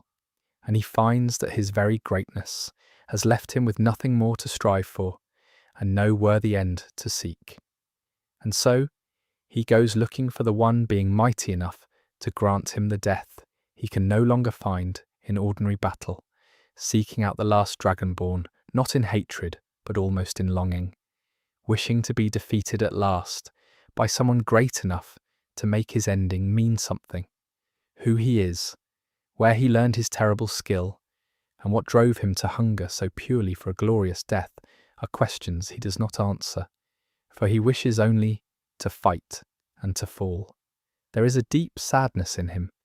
the sadness of the one who has won everything and found that winning is empty, and his quiet wish for a worthy ending is a mystery about the hollowness at the far side of all ambition, a reminder that to have no more mountains to climb can be its own kind of despair. Far in the frozen west, beyond the reach of maps, there lies a hidden and holy valley called the Forgotten Vale, and it keeps its own quiet mysteries beneath the ice.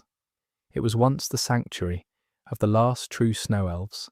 a green and sheltered place, walled by glaciers, where the chantry of the sun god stood, and the night paladins kept their long watch, and it holds the frozen remnants of that lost and gentle people. But it is not only Snow Elves who dwell there,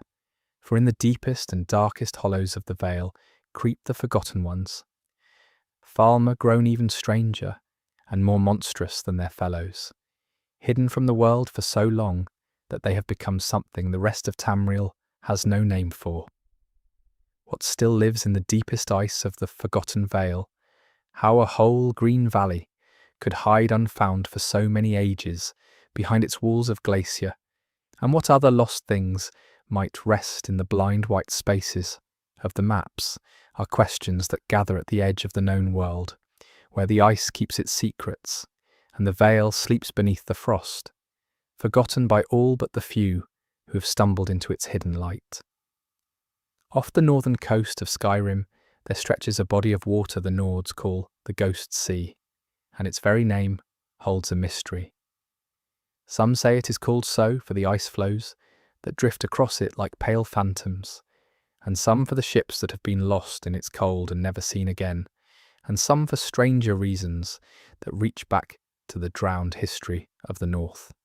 For the coast of Skyrim was not always shaped as it is now, and there are hints in the oldest tales of lands that once stood above the waves and now lie beneath them, of a great flood or a slow drowning that swallowed places men once knew. What lies beneath the Ghost Sea? Whether any drowned hall or sunken city rests upon its floor, and why so many who sail its cold waters speak of a presence, of a watching, of a grief that rises off the waves, are questions the fishermen of the North mutter but do not press. For the sea keeps its own counsel, and there are waters it is not wise to question too closely, lest the question be answered. There is a legend in Skyrim of 3 brothers and a stolen power, and it is called the Tale of Galdr. Long ago there lived a mighty sorcerer named Galdr, wise and old and rich in magic, and he had 3 sons. And the sons, hungry for their father's power and unwilling to wait for their inheritance, murdered him and divided his magic among themselves, each taking a portion sealed in an amulet. But the crime did not go unanswered, and the brothers were hunted down and sealed away in barrows across the North, their names struck from the records so completely that for long ages no one remembered they had ever lived, their story deliberately erased by those who buried them. Who ordered that erasure? Why so much effort was spent to make a family of murderers vanish utterly from memory? And what power still sleeps in the sundered pieces of Galdr's amulet are questions that lie beneath the official silence. For someone, long ago, decided that the tale of Galdr and his sons was too dangerous to be remembered, and went to great lengths to see it forgotten. That history itself can be edited, that names can be scoured from the record until a whole family drops out of the world's memory, is a quiet and unsettling mystery, for it makes one wonder how many other stories have been erased so thoroughly that we do not even know to miss them.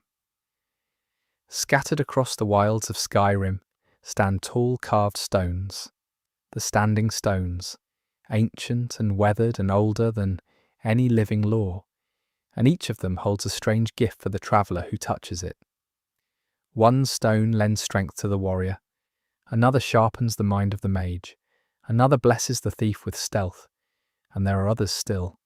stones of the tower and the lord, and the lady and the shadow, each marked with a sign, and each holding a portion of some old and half-forgotten power. Who raised these stones, in what age, and by what art they were made to grant their blessings, no one remembers, for they stand in the land like the standing stones of any old country, mute and patient, their makers gone. They are tied, the wise suspect, to the constellations that wheel across the night sky, to the birth signs under which the folk of Tamriel are born, the guardian and the mage and the thief and the rest,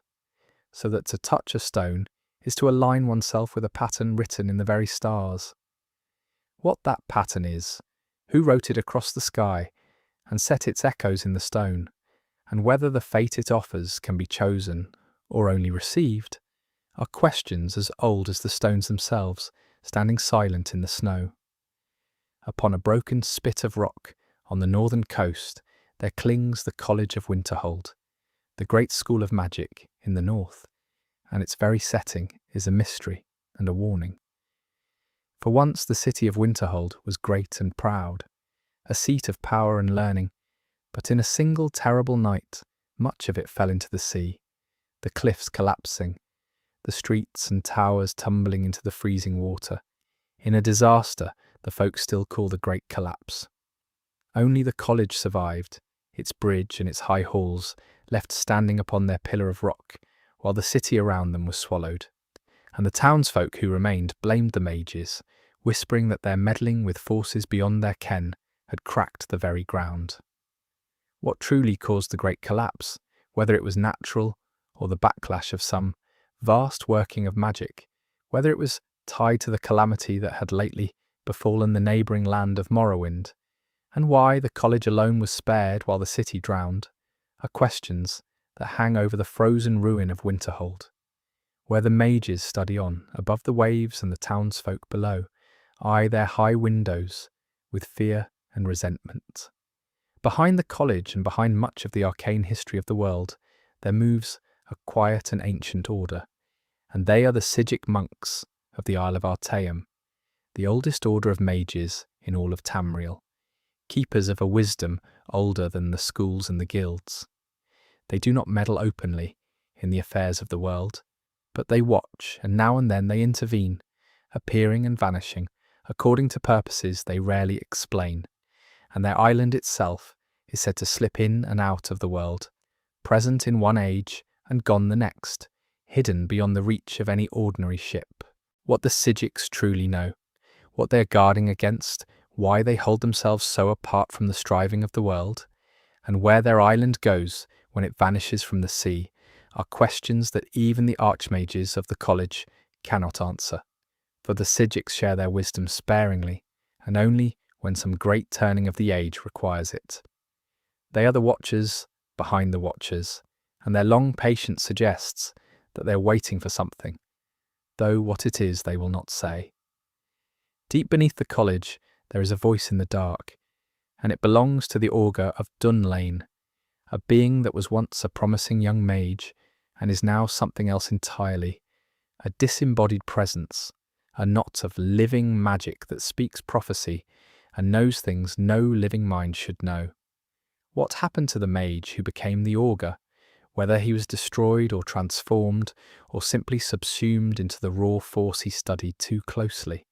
and whether the thing that answers questions in the dark below the college is truly still him, or only a memory wearing his voice, are questions the mages of Winterhold approach with care. For the augur is a warning, as much as an oracle, a reminder of what becomes of those who reach too far into the powers they study. There are many such cautionary shapes in the lore of magic,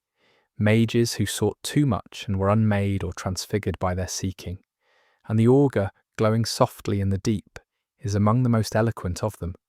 a voice of prophecy that is also the ghost of an ambition that went too far. In the age of the last Dragonborn, Skyrim is torn by a civil war, and the roots of that war reach down into one of the oldest questions of the North, which is who has the right to rule.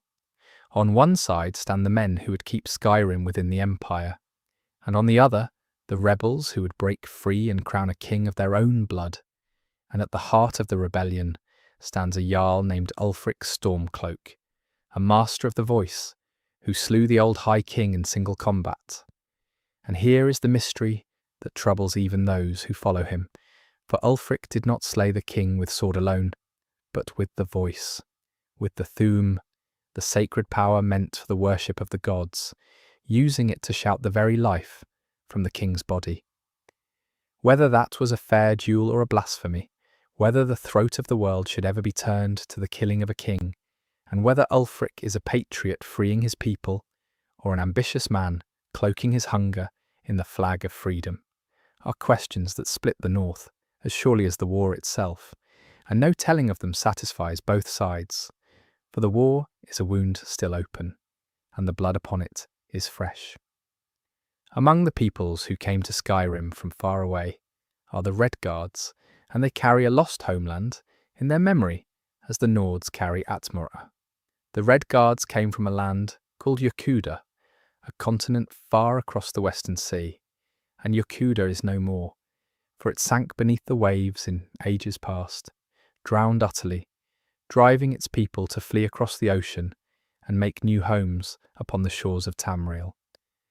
Why Yokuda sank, whether it was swallowed by some natural cataclysm or destroyed by the terrible sword magic of its own warrior sorcerers, whether a great and reckless working of power cracked the very land, are questions the Redguards do not often speak of, for the loss is an old grief. They keep alive the memory of a spirit they call the Hunding, the power of their people made manifest in times of need. the making way,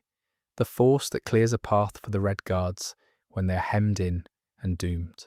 Whether the Hunding is a god, or a hero, or merely the courage of a desperate people given a name, and what truly drowned their ancient home are mysteries carried in the blood of every Red Guard who walks the roads of the north, far from a homeland that lies forever beneath the sea. Far to the east of Tamriel, beyond the sunrise, there is a continent that few have ever seen, and fewer have returned from, and it is called Akavir, the Dragonland, and it is a mystery so complete that most of what is said of it may be pure legend. The tales speak of strange and terrible peoples dwelling there, of serpent folk called the Tsaeshki, who are said to have devoured the very dragons of their homeland, of tiger men and snow demons, and beings unlike anything in the Western world. The Blades, the old order of dragon hunters, are said to have come originally from Akavir, and more than one army has sailed east to conquer that distant land, and simply vanished, never to be heard from again. What truly dwells in Akavir, whether the serpent folk are as monstrous as the tales claim, why every attempt to reach and conquer it has ended in silence, and what became of the hosts that sailed east and never returned, are among the largest blank spaces on the map of the world, an entire continent shrouded in rumour, its truth locked away beyond a sea that swallows those who cross it. Let us walk now among the shrines of the other princes, for each of the Daedric lords keeps a mystery in the north, and their altars stand in the wild places, waiting. There is Vaermina, the prince of dreams and nightmares, who feeds upon the sleeping minds of mortals, harvesting their terrors and their memories as a farmer harvests grain. Her priests keep a strange and terrible potion that allows a waking soul to step bodily into the dream of a sleeper, to walk through another's dreaming mind as one walks through a country, and this art is called the dream stride. What it truly does, whether the one who dream strides moves through the sleeper's dream, or is somehow flung across time and place, and what is lost each time a memory is drained away into Vaermina's keeping, are questions that gather about her shrines like the fog of a half-remembered nightmare. Her chief relic is a staff that gives its victim terrible dreams and reaps the horror it sows. And to think of her is fitting now as you drift towards sleep, for Vaermina is the prince who waits at the threshold of the dream, and every night when you close your eyes you pass for a while into a country that is a little bit her own. Upon a high mountain stands the shrine of Meridia, the Lady of Infinite Energies, the Prince of Life and Light, and she is a strange one among the Daedra, for where most of them delight in corruption, she despises it above all things. She hates the undead with a pure and burning hatred, hates the necromancers who twist the boundary between life and death, and she wars against them not out of love for mortals, but out of a loathing for the defilement of the natural order of living and dying. Yet Meridia is no gentle protector, for her light is fierce and unforgiving, and she was cast out of the ranks of the higher gods in ages past for reasons the histories do not fully preserve, some transgression or rebellion lost to time. What Meridia truly is, whether she was once an Aedra who fell or a Daedra who rose, why she was cast down, and whether her war upon the undead is righteousness or only another kind of pride, are questions that glitter about her radiant shrine, where the light is so bright it is hard to look upon, and hard to tell whether what you're seeing is holiness or only a very beautiful and very cold fire. There is a bitter tale among the Daedra of a god who was devoured and remade, and it belongs to Malakath, the prince of the spurned and the outcast, the god of the orcs. Long ago, the tales say, there was a noble and beloved elven spirit named Trinimac, a champion of the highest gods, mighty and revered, honoured above nearly all others. But in the ancient days, when a rebel prince led a band of elves away from the worship of the ancestor gods, Trinimac stood against that rebellion and for his defiance he was destroyed in a manner beyond ordinary death, swallowed whole by the rebel prince and unmade within, and what came out the other side was no longer Trinimac at all, but Malakath, twisted and darkened, and his followers, once fair, were remade with him into the orcs, the spurned and grey-green people, scorned by all the world. Whether Trinimac and Malakath are truly the same being wearing two faces, whether a god can be eaten and reborn as his own opposite, and whether the orcs mourn the fair people they once were,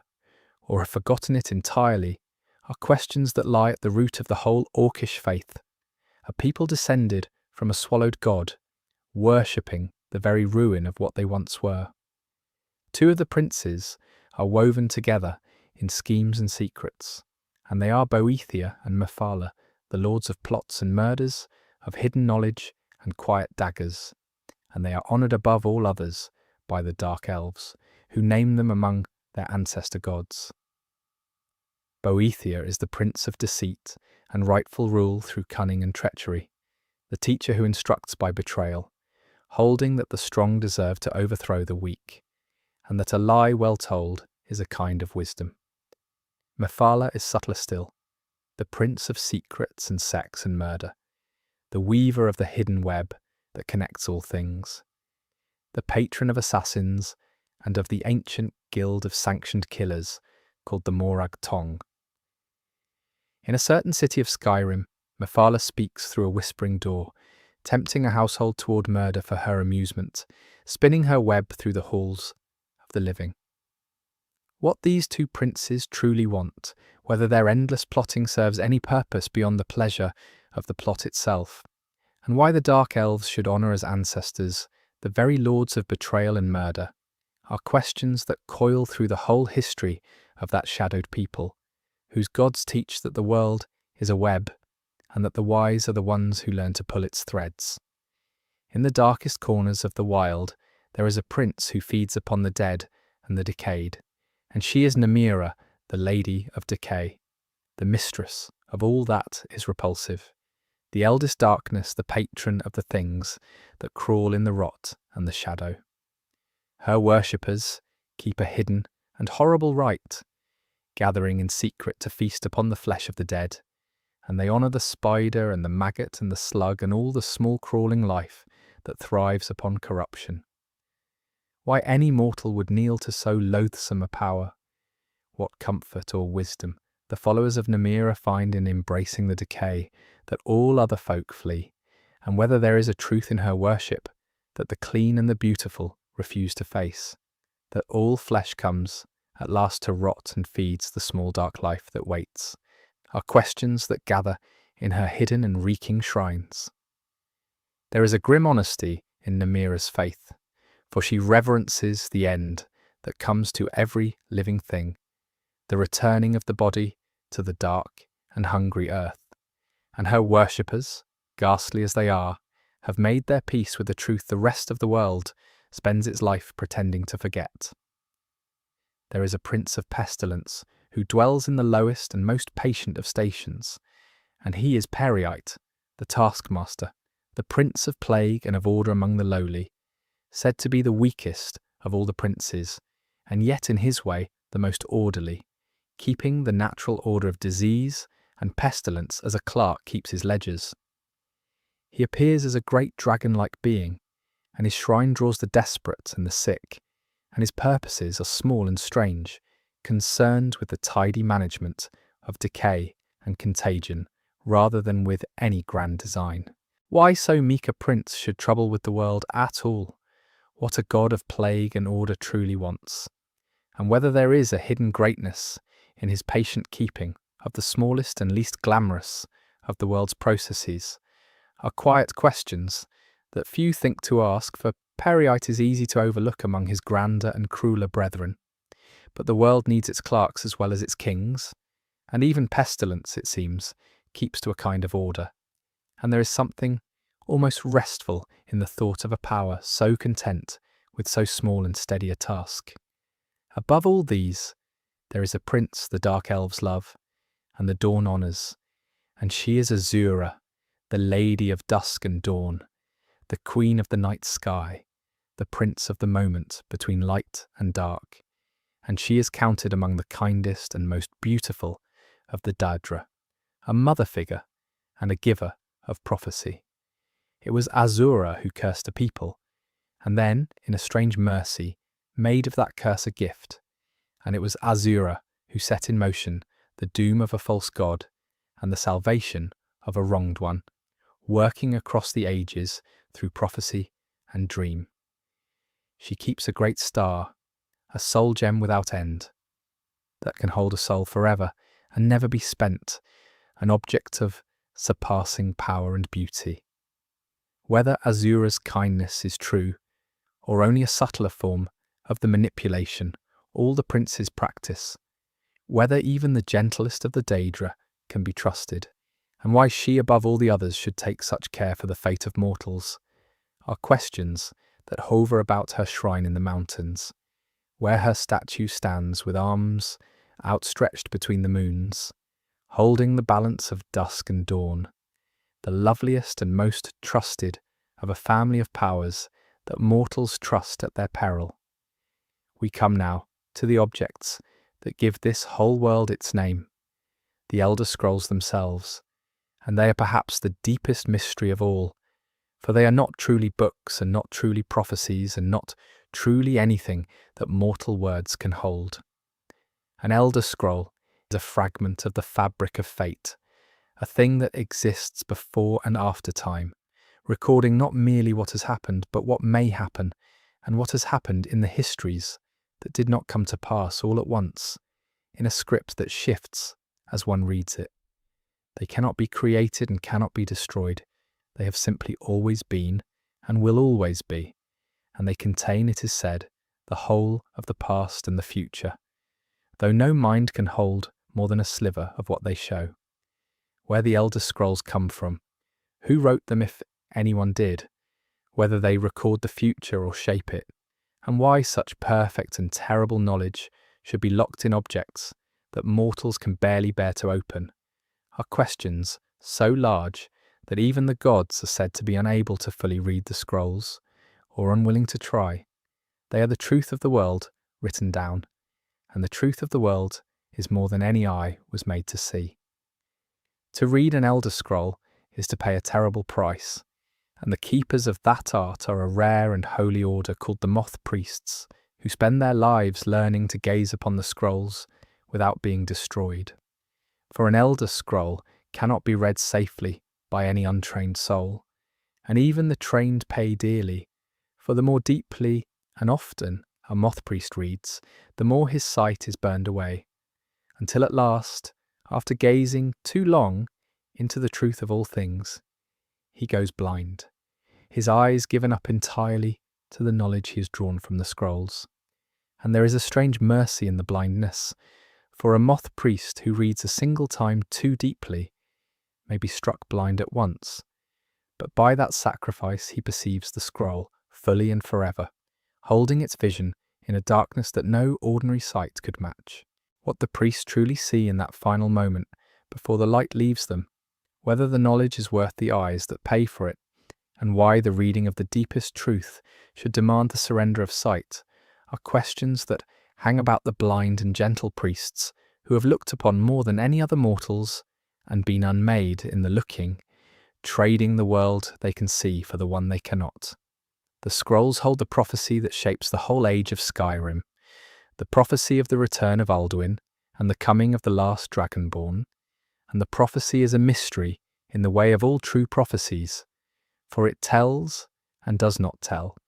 promises and does not promise. It foretells that the World Eater, cast forward through time by the ancient heroes, will at last arrive in the age for which he was flung, and that in that same age a mortal will be born with the soul of a dragon, the last of the Dragonborn, to stand against him. But prophecy is a slippery thing, and it does not say for certain that the Dragonborn will win, only that the two are fated to meet, and the very existence of the prophecy raises the question of whether the future is fixed or open, whether the last Dragonborn is destined to triumph or merely destined to try. If Alduin's return was written before it happened, was it always going to happen? And if so, is anyone truly free? Or are they all only walking the paths the scrolls set down before time began? That the salvation of the world should hang upon a prophecy no one fully understands, spoken by objects no one can fully read, is a mystery worthy of the world it governs. There is a broken thing at the centre of the empire, and its breaking is one of the great, unhealed wounds of the age, and it concerns the amulet of kings and the dragon fires. For long ages the emperors of the old blood,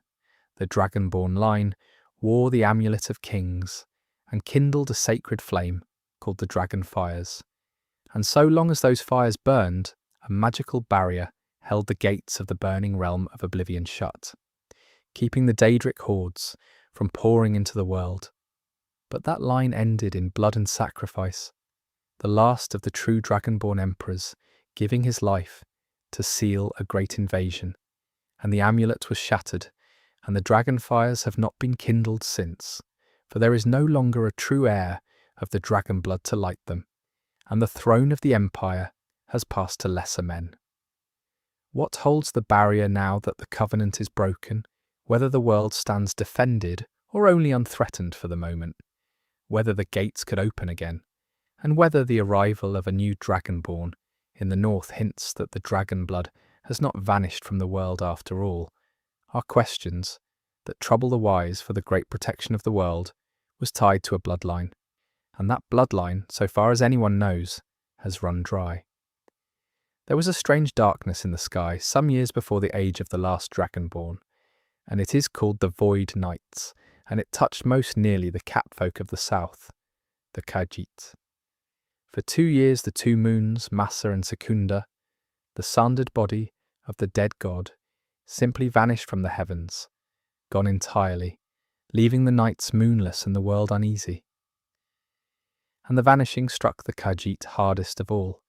for the Khajiit are not born into a single fixed shape, but are formed by the phase of the moons, at their birth. Some born as great beasts, some as small house cats, some as the tall walking catfolk that travel the roads, all determined by which moon stood in the sky at the hour of their coming. With the moons gone, no Khajiit could be born into their proper form, and a whole generation's shape hung in doubt. Why the moons vanished, who or what brought them back after 2 years of absence, and what it means that the very bodies of a people and the drifting corpse of a god could simply blink out of the sky and then return, are questions that unsettle the deep order of the world. For if the moons themselves are not certain to rise, then nothing is certain at all. Look up as you drift at the stars, for the stars of Tamriel are a mystery folded into the very roof of the world. The lore masters teach that the night sky is not empty, dark scattered with distant suns, but a great veil, a barrier between the world and the realm of pure magic beyond, and that the stars are holes torn in that veil, punctures through which the light of the outer magic shines. The greatest of these tears is the sun itself, the wound left when the god Magnus, the architect who designed the world, fled from it at the moment of its making, tearing his way out through the sky and leaving a hole so vast that its light warms the whole world. And the smaller stars, they say, are the paths of the lesser spirits who fled with him, the Magnage, the star children, each of whom punched a smaller hole in their escape, that the sun and the stars are not lights but wounds, doorways left by gods fleeing the world they had helped to build, and that the light we cherish is the glow of a brighter realm shining through the gaps in a broken sky, is a mystery that transforms every clear night, turning the peaceful stars into the scars of an ancient abandonment, beautiful and sorrowful at once. Beneath all the races of Tamriel, men and elves and beast folk alike, there is a single lost origin, and it is one of the oldest questions of the world. The scholars teach that all the mortal peoples descend from an ancient race of spirits called the Elnophe, the Earthbones, the wandering spirits who chose to remain in the world after its making rather than flee, and who slowly hardened from spirits into flesh, becoming the ancestors of all who now walk the land. From one branch came the elves, who remembered their divine origin and clung to it, and from another came the men, who forgot it and grew swift and mortal and hungry, and the long enmity between elf and man is, at its root, a quarrel between two branches of a single sundered family. Whether this is true history or only a myth to make sense of the world's divisions, why one branch remembered and the other forgot, and whether the peoples of Tamriel might ever recall that they were all once one thing before the world hardened them into many, are questions that lie beneath every war and every prejudice of the age. All the striving of the world, all its hatreds of elf and man and beast, may be nothing more than a family that has forgotten it was ever a family, quarrelling in the dark over a birthright none of them can any longer remember. Before we come to the ending, let us linger a while longer among the quieter riddles of the north, the ones that do not shake the foundations of the world, but haunt its everyday corners. For Skyrim is thick with them,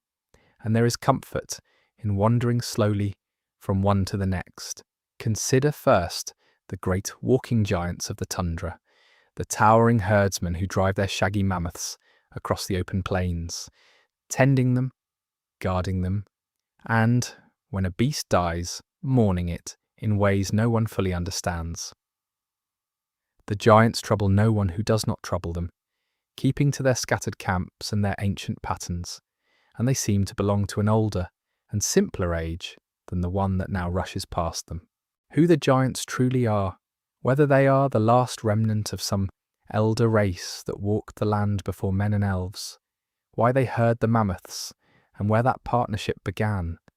and what the giants think, if they think at all, of the small quarrelling peoples who build their cities on the edges of the giants' ancient grazing lands, are questions the folk of Skyrim rarely ask, for the giants are a part of the landscape now, as old and as silent as the mountains, and they keep their slow secrets beneath the open sky. Scattered across the high and lonely places of Skyrim, carved into the walls of barrows and the faces of cliffs, there are the word walls, ancient stones, etched with the flowing script of the dragon tongue,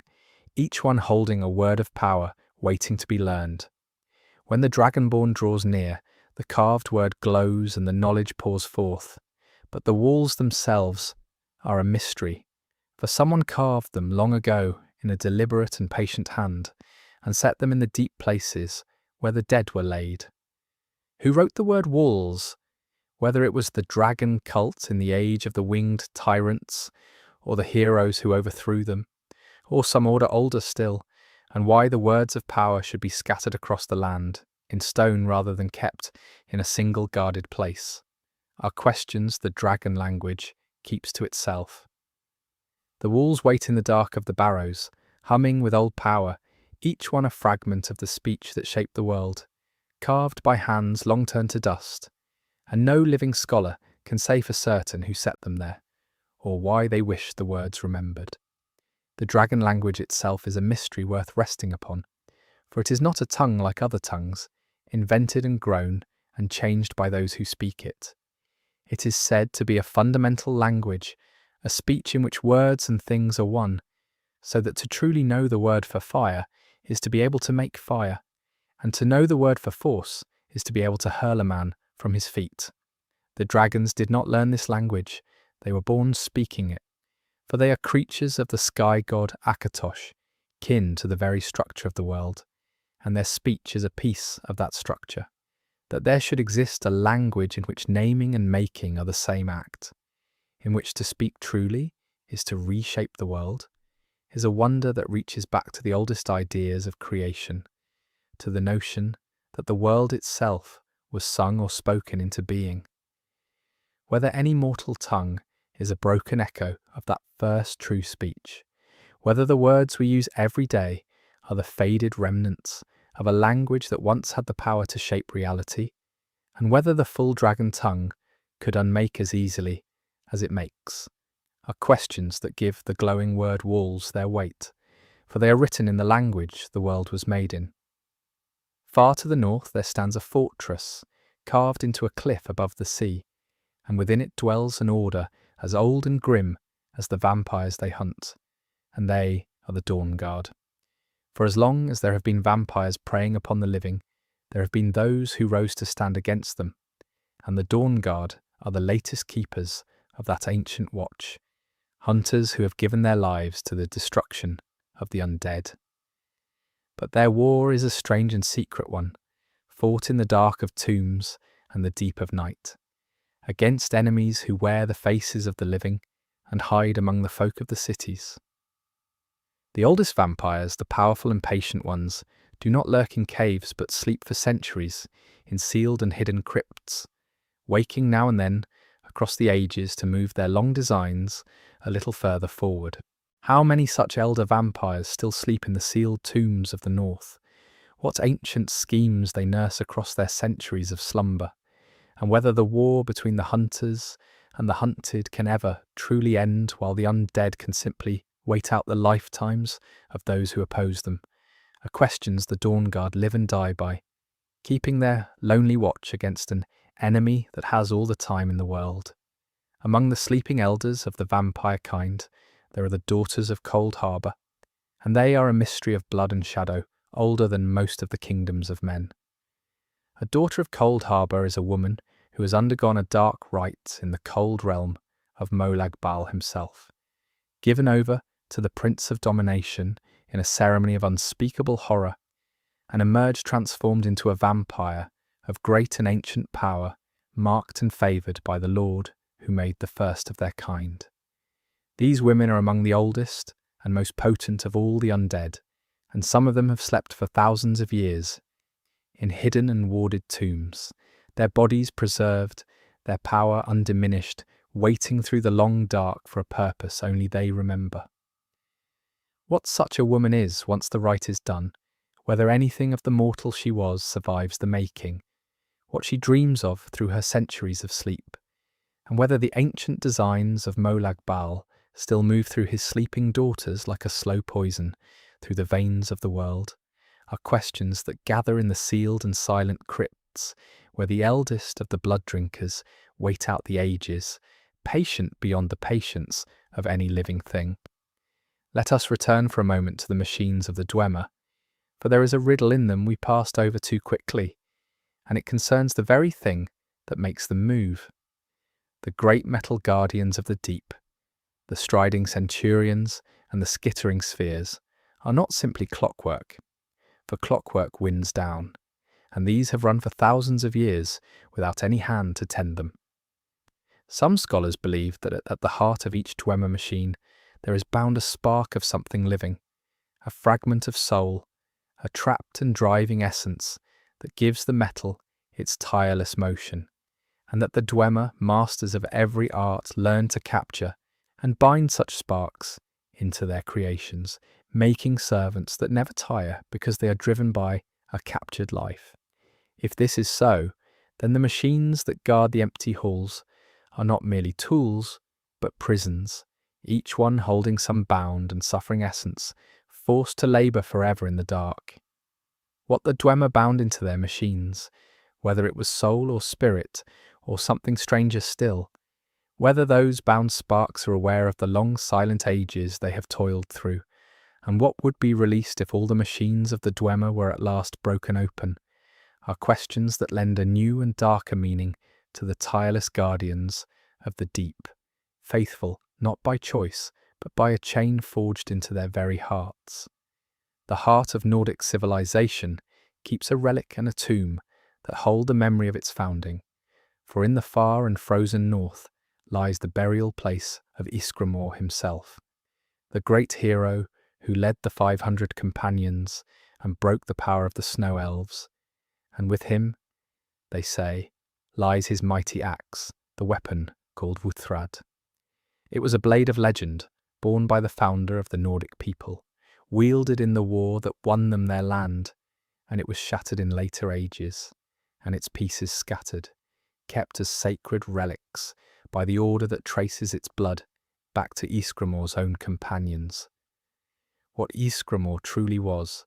whether the tales have swollen a mortal chieftain into a giant of legend, whether his tomb holds his bones still, or only the memory of them, and whether the reforging of his shattered axe stirs anything in the deep places where the first hero of the North was laid to rest, are questions that reach back to the very beginning of men's rule in Skyrim. The whole of the Northern Kingdom stands upon the deeds of Ysgramor and his 500, and yet how much of that founding is history, and how much is the golden haze of legend, no one can any longer separate, for it happened so long ago that the line between the man and the myth has worn away entirely. There is a book that no library can hold, and it is called the Ogma Infinium, and it is among the strangest of all the relics scattered through the world. It is a tome of the Prince of Forbidden Knowledge, Hermaeus Mora, said to contain the sum of all wisdom, written by the ancient and formless power himself, holding within its pages knowledge enough to raise a mortal mind toward the divine. But the book does not stay. Once its wisdom has been drunk, once a reader has taken from it the knowledge they most desired, the Ogma Infinium vanishes from their hands, gone from the world, or perhaps back to its master, to wait until fate or bargain places it before another seeker. Where the book goes when it disappears, whether there is one Ogma Infinium or many, whether the knowledge it grants is truly wisdom, or only another thread in Mora's endless web, drawing the reader deeper into his grasp, and what it would mean to read the whole of it, rather than only the portion one desires, are questions that gather about the vanishing book. It is knowledge itself made into an object, and like all of Mora's gifts, it gives with one hand and takes with the other, leaving the reader wiser and a little more bound, and then slipping away into the dark to find the next mind hungry enough to open it. And where do the dead of Skyrim go, the honoured and the brave, when at last their long fighting is done? The Nords believe in a hall beyond the world, a paradise they call Sovngarde, the Hall of Valour, where the mighty dead feast and battle and sing in the light of a golden hall, waiting through eternity for the last great war at the end of all things. But even that paradise held a horror in the age of the World Eater, for it was into the misty approaches of Sovngarde that Alduin came, not to be worshipped, but to feed, snaring the souls of the valiant dead in a choking fog, and devouring them before they could reach the golden hall, growing stronger with every soul he swallowed. That even the paradise of the dead could be invaded, that the reward of a lifetime of courage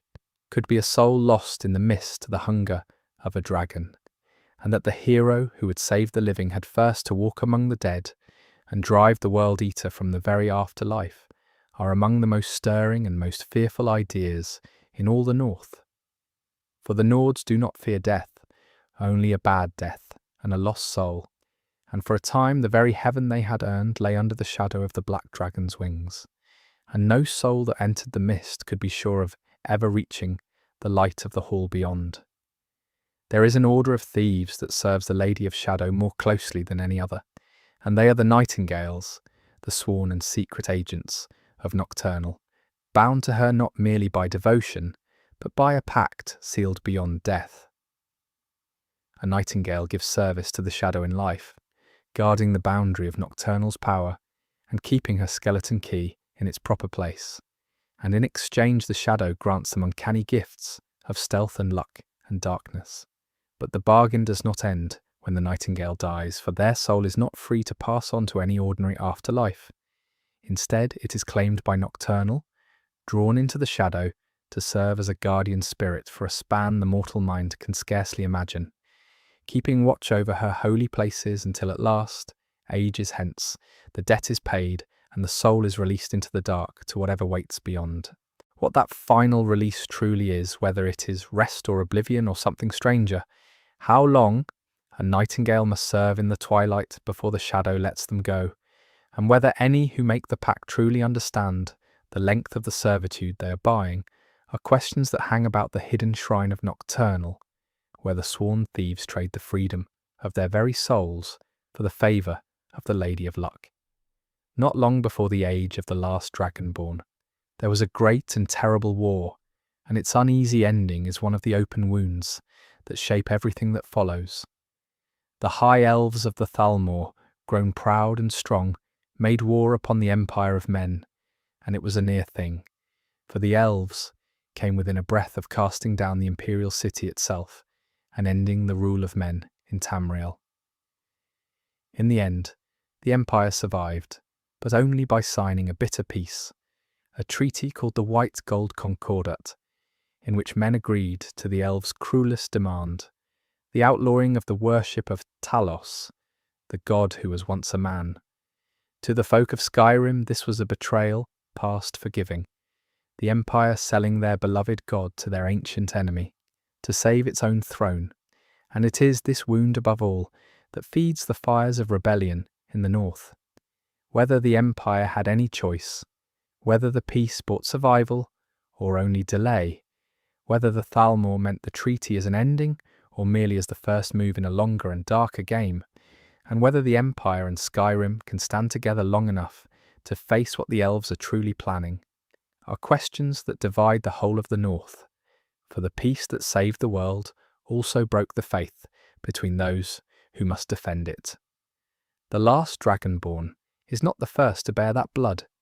and the long line of the Dragonborn is a mystery that stretches back through all the ages of men. Before Tiber Septim, there was an earlier empire,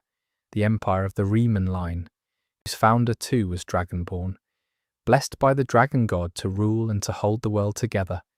and there were others before and between, heroes and emperors marked by the dragon soul across the long turning of history.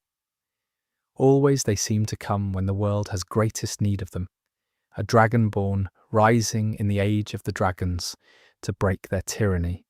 a dragonborn rising to found an empire when the world lay shattered, a dragonborn rising at the return of the World Eater to save all things from being devoured. Who chooses them? Whether it is Akatosh, the dragon god, deliberately placing his blessing where the age requires it, or blind fate, or the turning of some vast and hidden design, and why the gift should pass to a nameless prisoner in one age and a mighty general in another, are questions that suggest a shape behind history, a hand that reaches into the world at its moments of greatest peril and sets a dragon soul into a mortal cradle. The Dragonborn are the emergency of the world made flesh, appearing when the world would otherwise end, and the pattern of their coming hints at a providence too large and too slow for any single life to perceive. Return once more to the deep places beneath Skyrim, for the blind Thalmor do not dwell there alone, and the ecosystem of the dark holds its own quiet mysteries. Alongside the fallen Snow Elves, there creeps a race of great insects, the Chorus armoured and venomous, and between the Thalmor and the Chorus there is a strange and ancient partnership, for the Thalmor herd the insects as surface folk herd cattle, harvesting their eggs and their chitin, and the Chorus in turn seem bound to the blind elves in a bond no one fully understands. Down in the lightless world, the two have lived together for so long that they have become woven into one another's existence, a whole society of the deep built by creatures who have never seen the sun. Where the Chorus came from, whether they too were shaped by the long ages of darkness as the Thalmor were, what other creatures have evolved in the deep glow of Blackreach and the sealed halls of the Dwemer, and how a whole living world could grow and thrive in a darkness the surface folk can barely imagine, are questions that gather in the deep,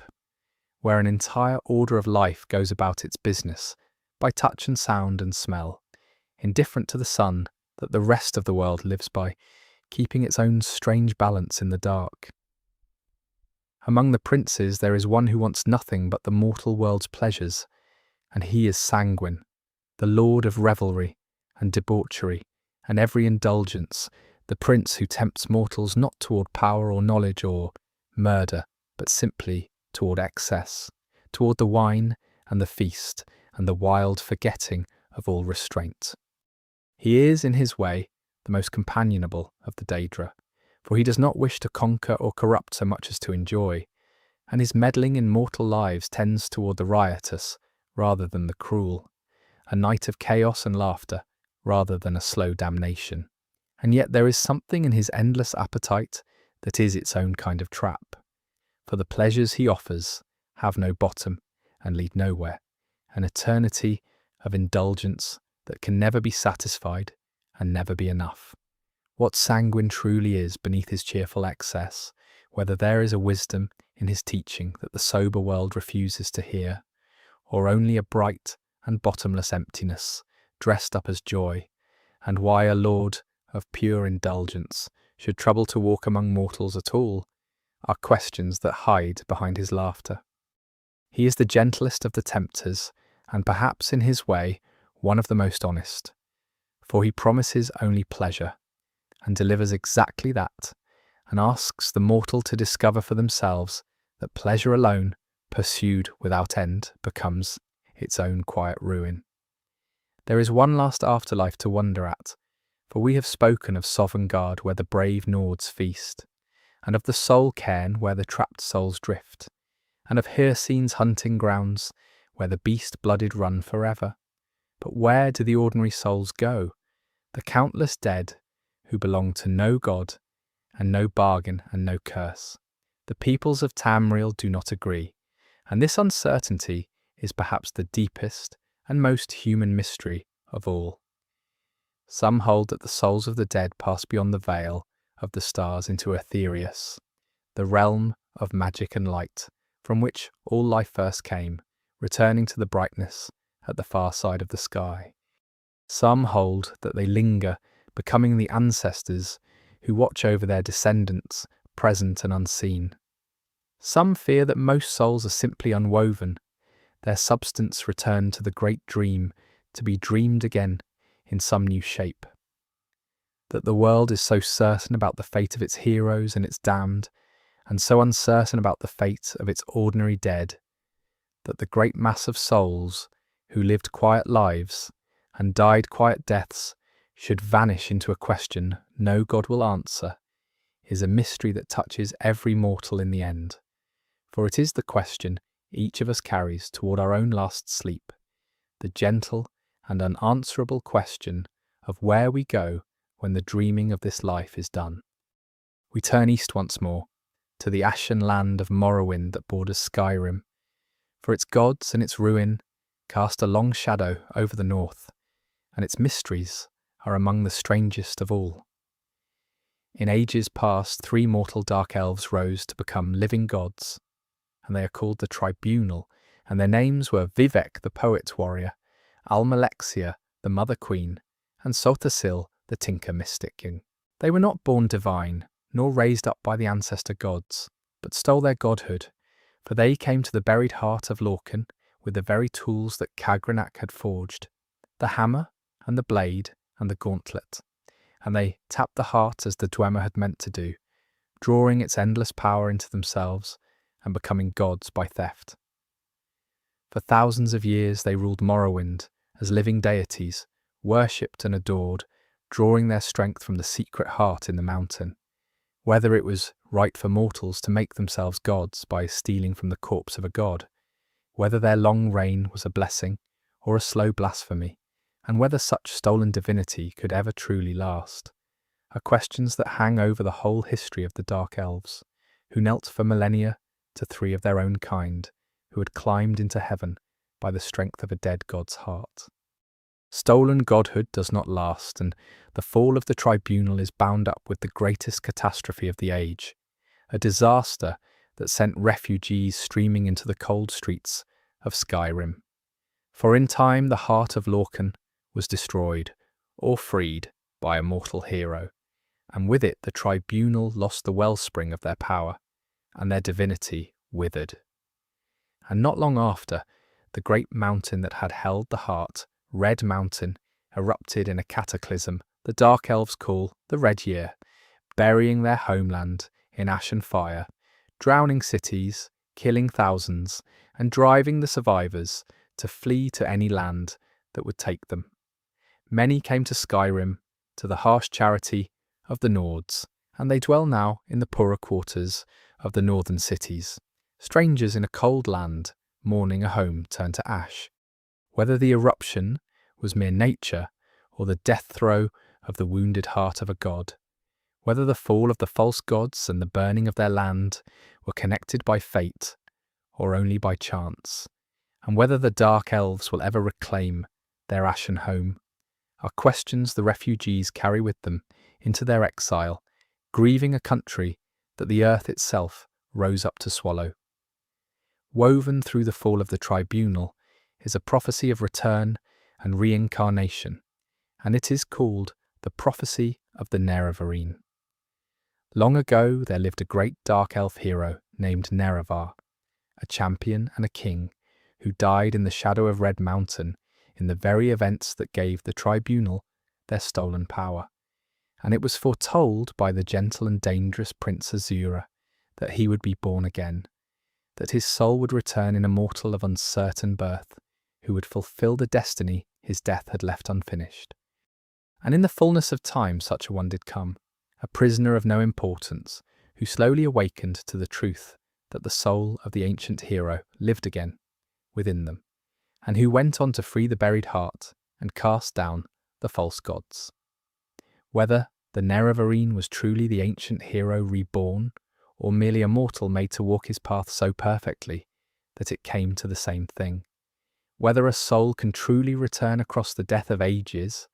and whether the difference between being the hero reborn and merely fulfilling his role matters at all, are questions that echo forward.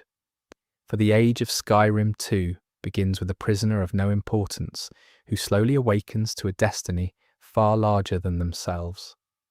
And that brings us at the last to the greatest and nearest mystery of all, the mystery of the last Dragonborn, the one whose deeds fill the age, the one who devours the souls of dragons and shouts with the voice of the gods and stands, in the end, against the World Eater himself. Who is the last Dragonborn?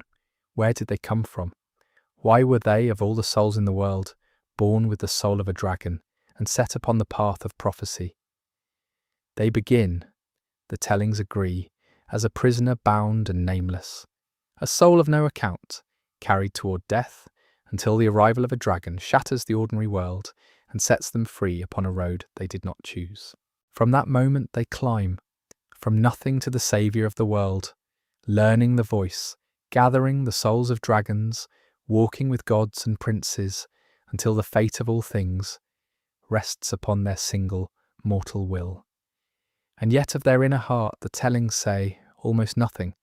for the last Dragonborn moves through the world in a strange and total silence, acting but never explaining, choosing but never confessing, as though the one who holds the fate of the world in their hands is somehow not entirely there. Consider that silence, for it is the deepest riddle of all. The last Dragonborn can side with the rebels or with the Empire, can spare the old dragon Parthenax or slay him, can take up the beast blood or refuse it, can serve any prince or defy them all, can become the head of every guild and the champion of every cause, holding within a single life more destinies than any mortal could possibly live. They seem less like a person than like a possibility, a shape through which every path of the age can be walked, a will that stands at the centre of the world and could turn it in any direction. And here the oldest mysteries return and fold together. For if this world is the dream of a sleeping god, then who is it that walks the dream so freely, choosing every road, bound by no single fate, present at every turning point of the age? Is the last Dragonborn a mortal at all, or something looking through a mortal's eyes, a dreamer half awake within the dream, moving the world the way a sleeper moves through the country of sleep, touching everything and belonging to nothing? For this is the mantling we spoke of at the very beginning, seen now from the inside. To walk every path, to hold every destiny, to stand at the centre of the world and bend it to a single will, while remaining somehow hidden and silent behind the eyes, is very near to that terrible enlightenment the mystics called CHIM,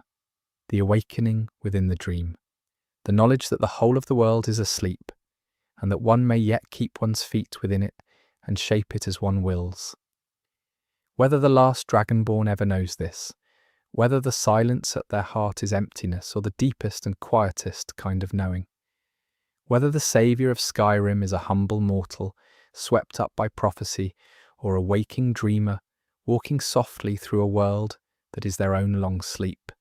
is the mystery beneath the mystery, the one that will never be answered, because to answer it would be to wake, and to wake, the mystics warned, is either to be unmade or to become as a god.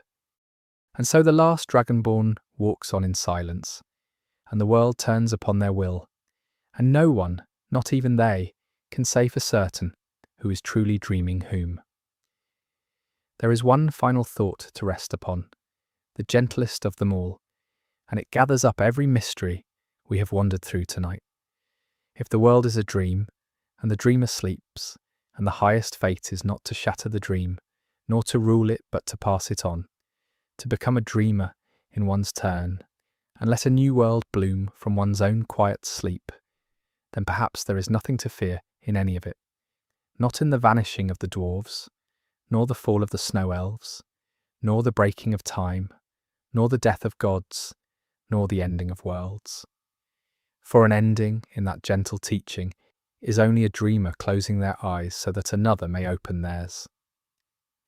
The Dwemer did not die, perhaps, but only passed out of one dream and into another. The dead god whose body lights the northern sky is not truly gone, but only sleeping in the shape of the moons. And the world itself, snow and mountain and ruin and star, is only the sleep of something vast and kind, turning gently in its rest, dreaming us all and dreaming, when its time comes, of a softer world to follow this one. So let the mysteries stay unsolved. That is what they are for. There is no need to descend into the dark to wake the Dwemer machines, no need to read the Elder Scrolls until your sight burns away, no need to climb to the throat of the world, or bargain with the princes, or chase the vanished races into the ice. The questions are enough. The questions are a place to rest, a country of the mind, with no walls and no doors, where you may wander as far as you like, and never come to any edge, and never have to arrive. Let the black dragon sleep in the stream of time. Let the last snow elf keep his frozen watch. Let the brass god dream in the dark, and the trapped souls drift in the grey mist, and the greybeards hold their silence upon the peak. They will keep. They have kept for ages, and they will keep for ages more, and they do not need you to solve them tonight, or ever.